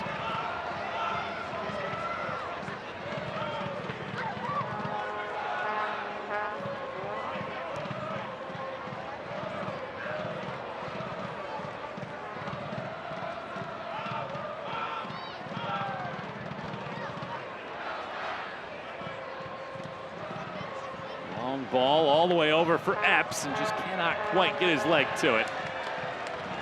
In front of just a bit more than 5,000 fans here tonight in Pittsburgh. It's another dazzling performance for USL Championship fans and teams here tonight. Pittsburgh leading at 3-1. Michael Watring, Ricky Lopez Espin on our team. Grateful to have you on board here tonight. USL on ESPN. Or call 412-865-GOAL.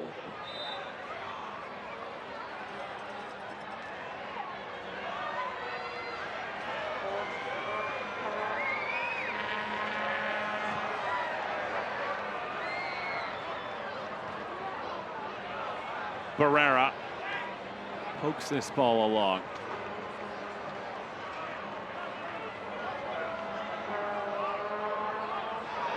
There's a foul. And Pittsburgh will have a chance at a restart.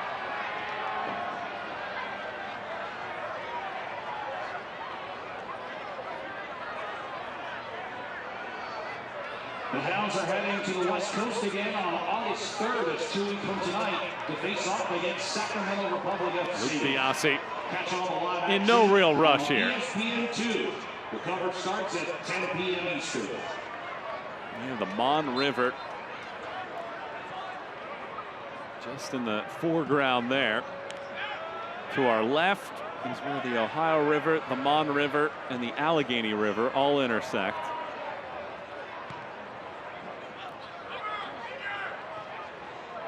Jang pokes at it. Gila runs into trouble. Forbes.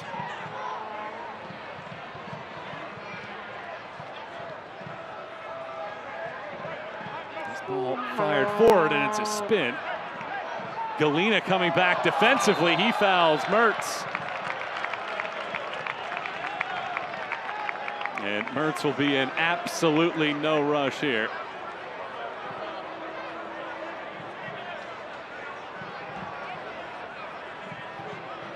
Well, it's excellent hustle here. You take a look at it, the speed, the pace of Galena, not quite enough to beat Mertz to the spot. Foul whistled, sets up Pittsburgh with another really good opportunity here, perhaps to tack one more on. What a matchup it has been tonight. Two teams that are amongst the lowest scoring in the league, that lack that finishing touch, that each had long droughts. For Pittsburgh, it was 585 minutes without a goal until last week when they won 5-0. 314 without a road goal for Hartford until tonight. And now Mertz saucers this ball in. Monroe, no issues, and he needs to go quick for Hartford. The visitors tonight have had just 2 second-half shots and have been outshot 15-5.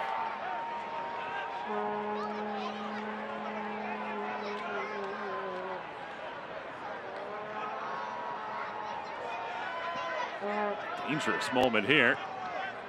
He's providing the stress. Is this the time of the year where Pittsburgh flips that script and regains that form that they had last year when they won the League Shield as the best team in the USL Championship? Could be a second win. For just the second time this year, they would rattle off a winning streak. Had reeled off 3 in a row. 10 matches prior.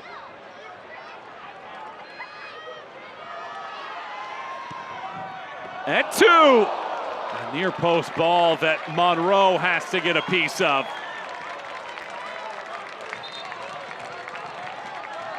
So now we get a few different changes here. For Pittsburgh, it's going to be Babacar Dieng and Danny Griffin returning. Missed his last game, snapped a string of 134 straight matches.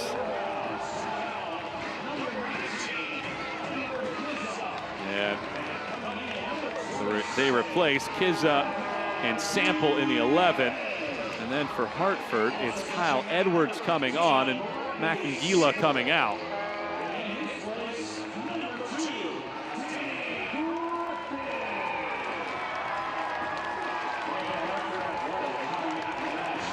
Sets up a corner kick here.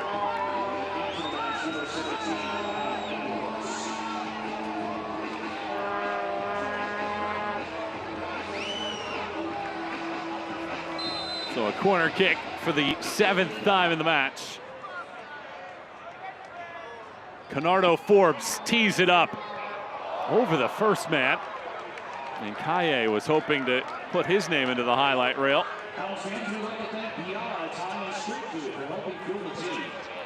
eFootball 2024 is here. Live your dream, rep your team, and play as your favorite USL Championship club. eFootball is free to play. Download it now. Right off of that goal kick, a corner kick now for Hartford. Just shows you the quality of Danny Barrera to hit a ball over 50, 60 yards on a dime. Yunus Budadi. And he also affords you the quality on set pieces as well. In-swinger can cause some issues for Eric Dick here. Barrera lines this ball up. Couple clearances before it comes down to Samadia. Game open just a fraction now. Samadia handles it though, putting an end to that with 10 minutes plus stoppage time remaining in this Eastern Conference matchup. The USL on ESPN tonight. Headed through towards Jang, just couldn't quite control.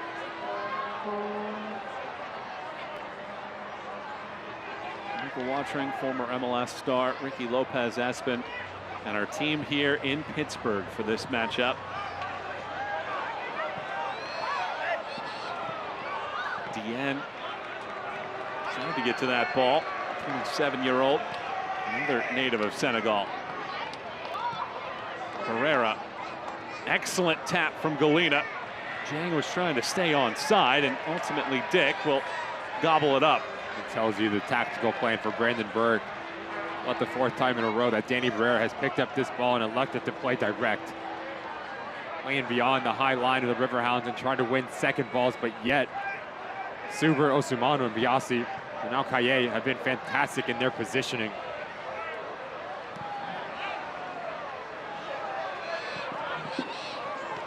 Forbes chases. Apanonu takes it away.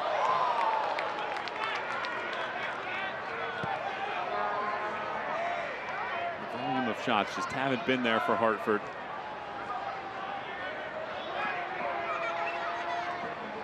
A team that has struggled to score on the road this season. They haven't scored multiple goals in a road match since September of last season.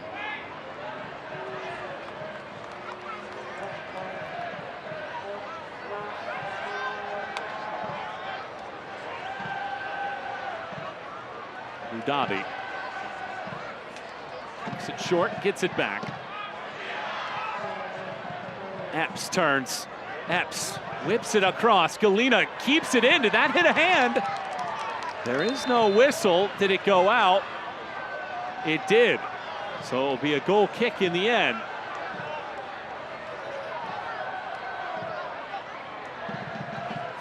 It's a crafty little turn here from Marcus Epps. I just watched the left arm of Biasi.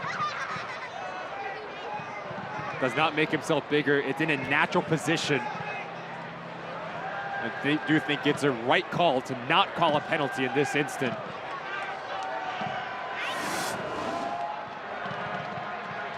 So explain that, because a lot of people that might be watching might think a handball in the box is an automatic penalty. What does a natural position entail? So that arm was away from his body, making himself bigger, extension of the arm. Anything that our center referee deems natural versus unnatural, it's tucked into his body, does not make his silhouette any bigger. I do think it's a right no call in the end. Just see Bob Lilly telling that middle third to stay a little bit more compact and not go chasing for the remainder of this match. Pittsburgh have been so stingy at the end of games. Only given up one goal to a substitute all year, and that was back on March 16th. It's very few and far between when they concede. Entered with the fourth best goals allowed average in the league this season, but just hadn't quite had the scoring prowess. But they've now scored 8 times in the last 2 matches after they'd scored 11 in their first 18. Tempo needs to be quicker. Hartford Athletic, you're down 2 goals with 7+ remaining. You don't have the luxury to pick up your head, take a couple touches, move the ball from left to right. We talked about being efficient, finding ways to win, especially on the road where you've only done that once.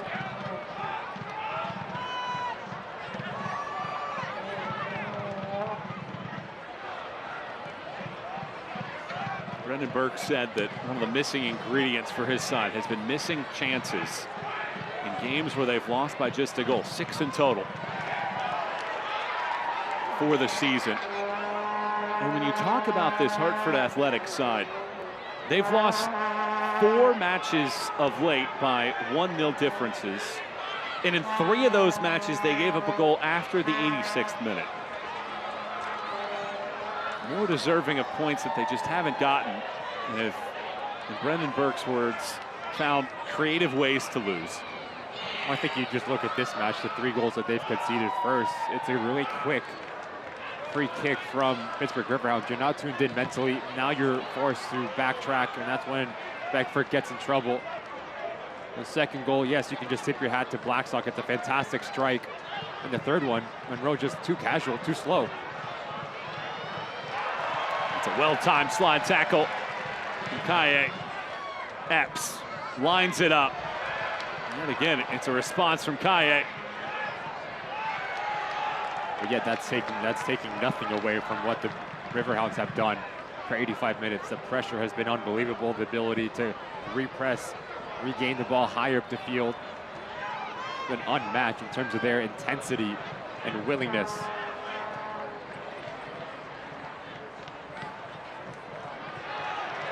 There's a giveaway. Epps comes back to commit the foul. And Epps is going to get booked as well. League veteran.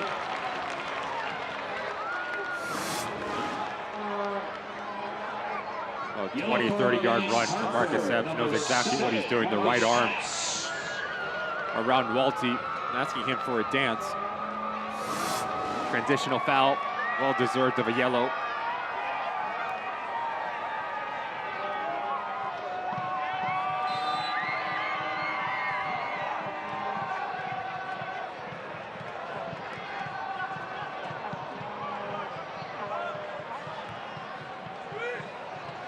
Pittsburgh will have Loudon coming up next. It's another team that's just ahead of them on the playoff table. Loudon sitting on 26 points. If things wrap up where they are now, Pittsburgh would be on 21. Hartford, meanwhile, will be on CBS Sports Network July 26th at 7:30 against Phoenix Rising. The reigning USL champions. A team that was the 5 seed last year in the West.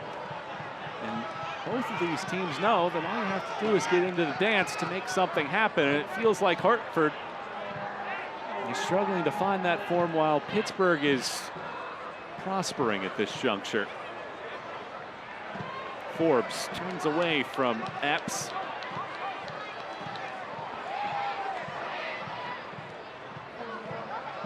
Herrera. It's Jang.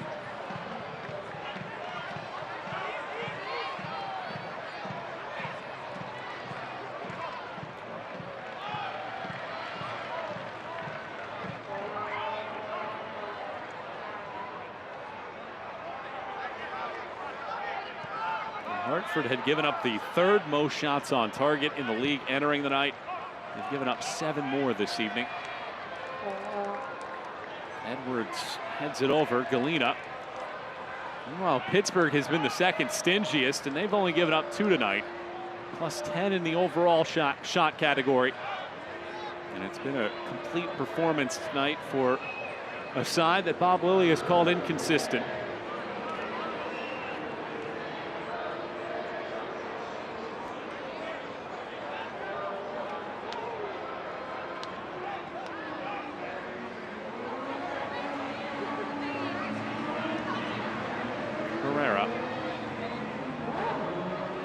It wide.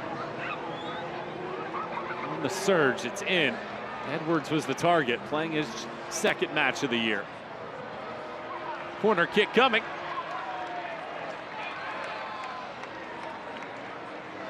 Hartford have only had 2 shots inside of the box all match. They've had some speculative tries from outside. But here in the 89th minute, it's on Jake Chapman to give them a lifeline here in the closing minutes. Chapman stings it in.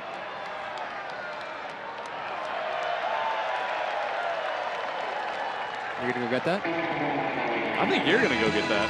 Oh, come on. You know how to swim or not? I need my floaties. There you go. So do I. I'm purple in that.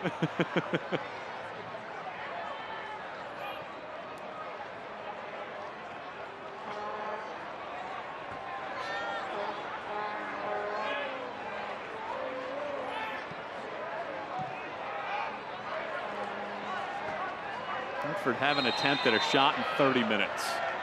And when you're down by 2 goals, very difficult to come back. And you're not having enough possession in attacking areas. And most of their possession has been deep in their defensive half. As we'll see, Bob Lilly make his change. Robbie Mertz comes off. And Rivera comes in. I thought he was fantastic. Just so comfortable on the ball that he is to unlock opponent's back line for the Riverhounds. The spaces that he picks up, causing all sorts of issues for Hartford Athletic, unable to find any solutions to cut down Robbie Mertz. Robbie Mertz, another solid performance. Tonight's lineup is a sellout. 3 minutes of stoppage time here in the second half. In front of a sellout crowd here in Pittsburgh. Sellout of the season and the third highest regular season crowd in Highmark Stadium history. Just heard it on the PA, the third highest crowd in Highmark Stadium history. 5,062 in attendance.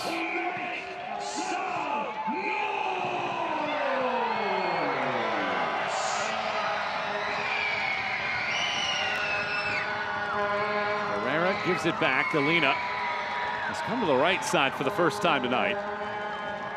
And he's been really quiet. Player that we highlighted in the open. He needs to be influential. Brendan Burke looks so highly of him, and Jang is not as influential as you would need, especially in an environment like Highmark. You need your special players to get on the ball. This hasn't been the day. Well, Bob Lilly talked about how quickly Hartford can get on you with their pace and their skill. And as happy as he's going to be with the 3 goals and another good performance offensively, they have not really allowed Hartford to get out and running at all tonight. And the first thing that comes to mind about this Pittsburgh Riverhounds defensive showing has been their balance. When they've pressed high, they've been compact. When they've dropped into mid to low blocks, they've been really narrow. Dick has this ball and squeezes it with just a shade over a minute to go. So many times, not only in the USL Championship, but in world football, when teams elect to press high, they're vulnerable with direct football, and that plays into the hands of what Hartford Athletic is all about. Biasi, Subro, Sumano, now Kaye, as he popped into that back line. Ability to read the game, to drop off at the right time, and to squeeze the space in front of them. It's been fantastic.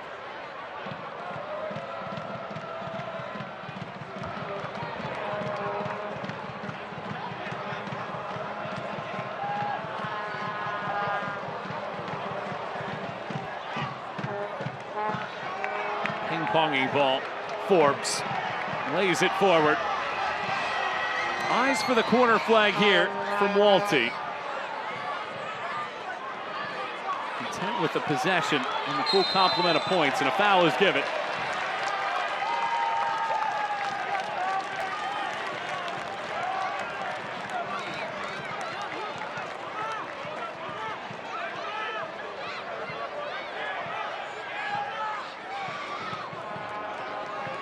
It'll be 27 consecutive matches unbeaten for Pittsburgh when they score first.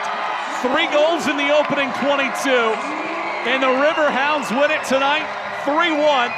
Back-to-back victories for Bob Lilly's side.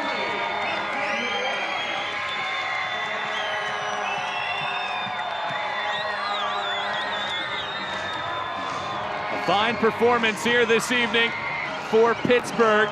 8 goals in the last 2 matches after 0 in 6 straight. And a full complement of points in front of the 3rd highest attendance in Pittsburgh. It's the Riverhounds 3 and Hartford 1 here tonight. Ricky and I recap the evening with highlights and stats when we return in a moment.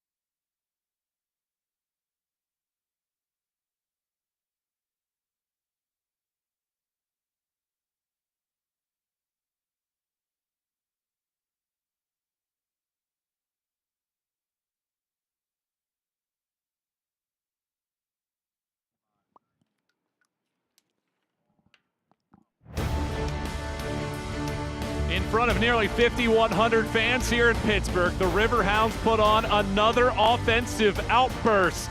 3 goals in the opening 22 minutes propel the Hounds to a 3-1 win over Hartford. Michael Watrang, Ricky Lopez has been wrapping up the night. And what a start it was. Junior Atsu draws an early penalty to allow Pittsburgh to get on the board first. Really clever restart from the Riverhounds, and Kizza, a player that we highlighted in the open, makes no mistake about the pen, and as an outside back, picking and choosing your times when to join the attack and take your individual marker is so important. Blackstock, is it a cross? Is it a shot? We'll never know, but he always say, I meant to do this, and he finds it back in the net. Blink of an eye. 2-0, Riverhounds. Blackstock, a great goal scorer in college at Clayton State, scores his first professional goal on that launch. And how about the effort here of Emmanuel Johnson putting the pressure on the very first professional start for Greg Monroe.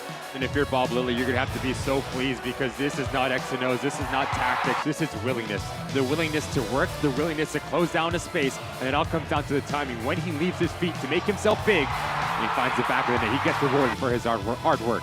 5 of the team's 8 fastest goals this year have now come in the last 2. Hartford would get something out of this. Mamadou Dieng, really impressive.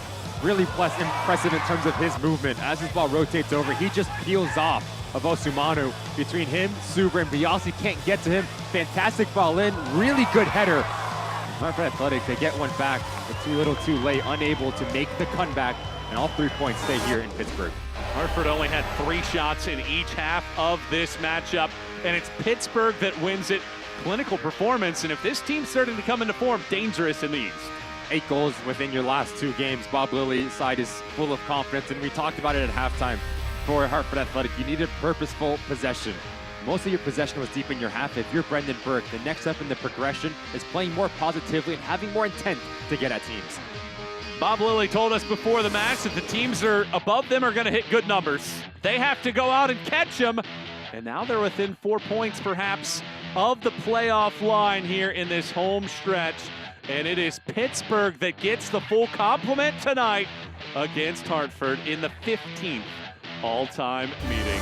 Pittsburgh had gone 6 straight without a goal. They scored 5 last week, 3 more tonight, and it's Pittsburgh that has won back-to-back matches, winning it by a final tally tonight of 3-1 here in Pennsylvania. For our entire crew tonight and my partner Ricky Lopez-Espin, I'm Michael Watrang saying so long. Thanks so much for watching this presentation of the USL Championship on ESPN2. This copyrighted telecast of the United Soccer League Championship cannot be retransmitted, rebroadcast, or reproduced without the expressed written consent of the United Soccer League Championship.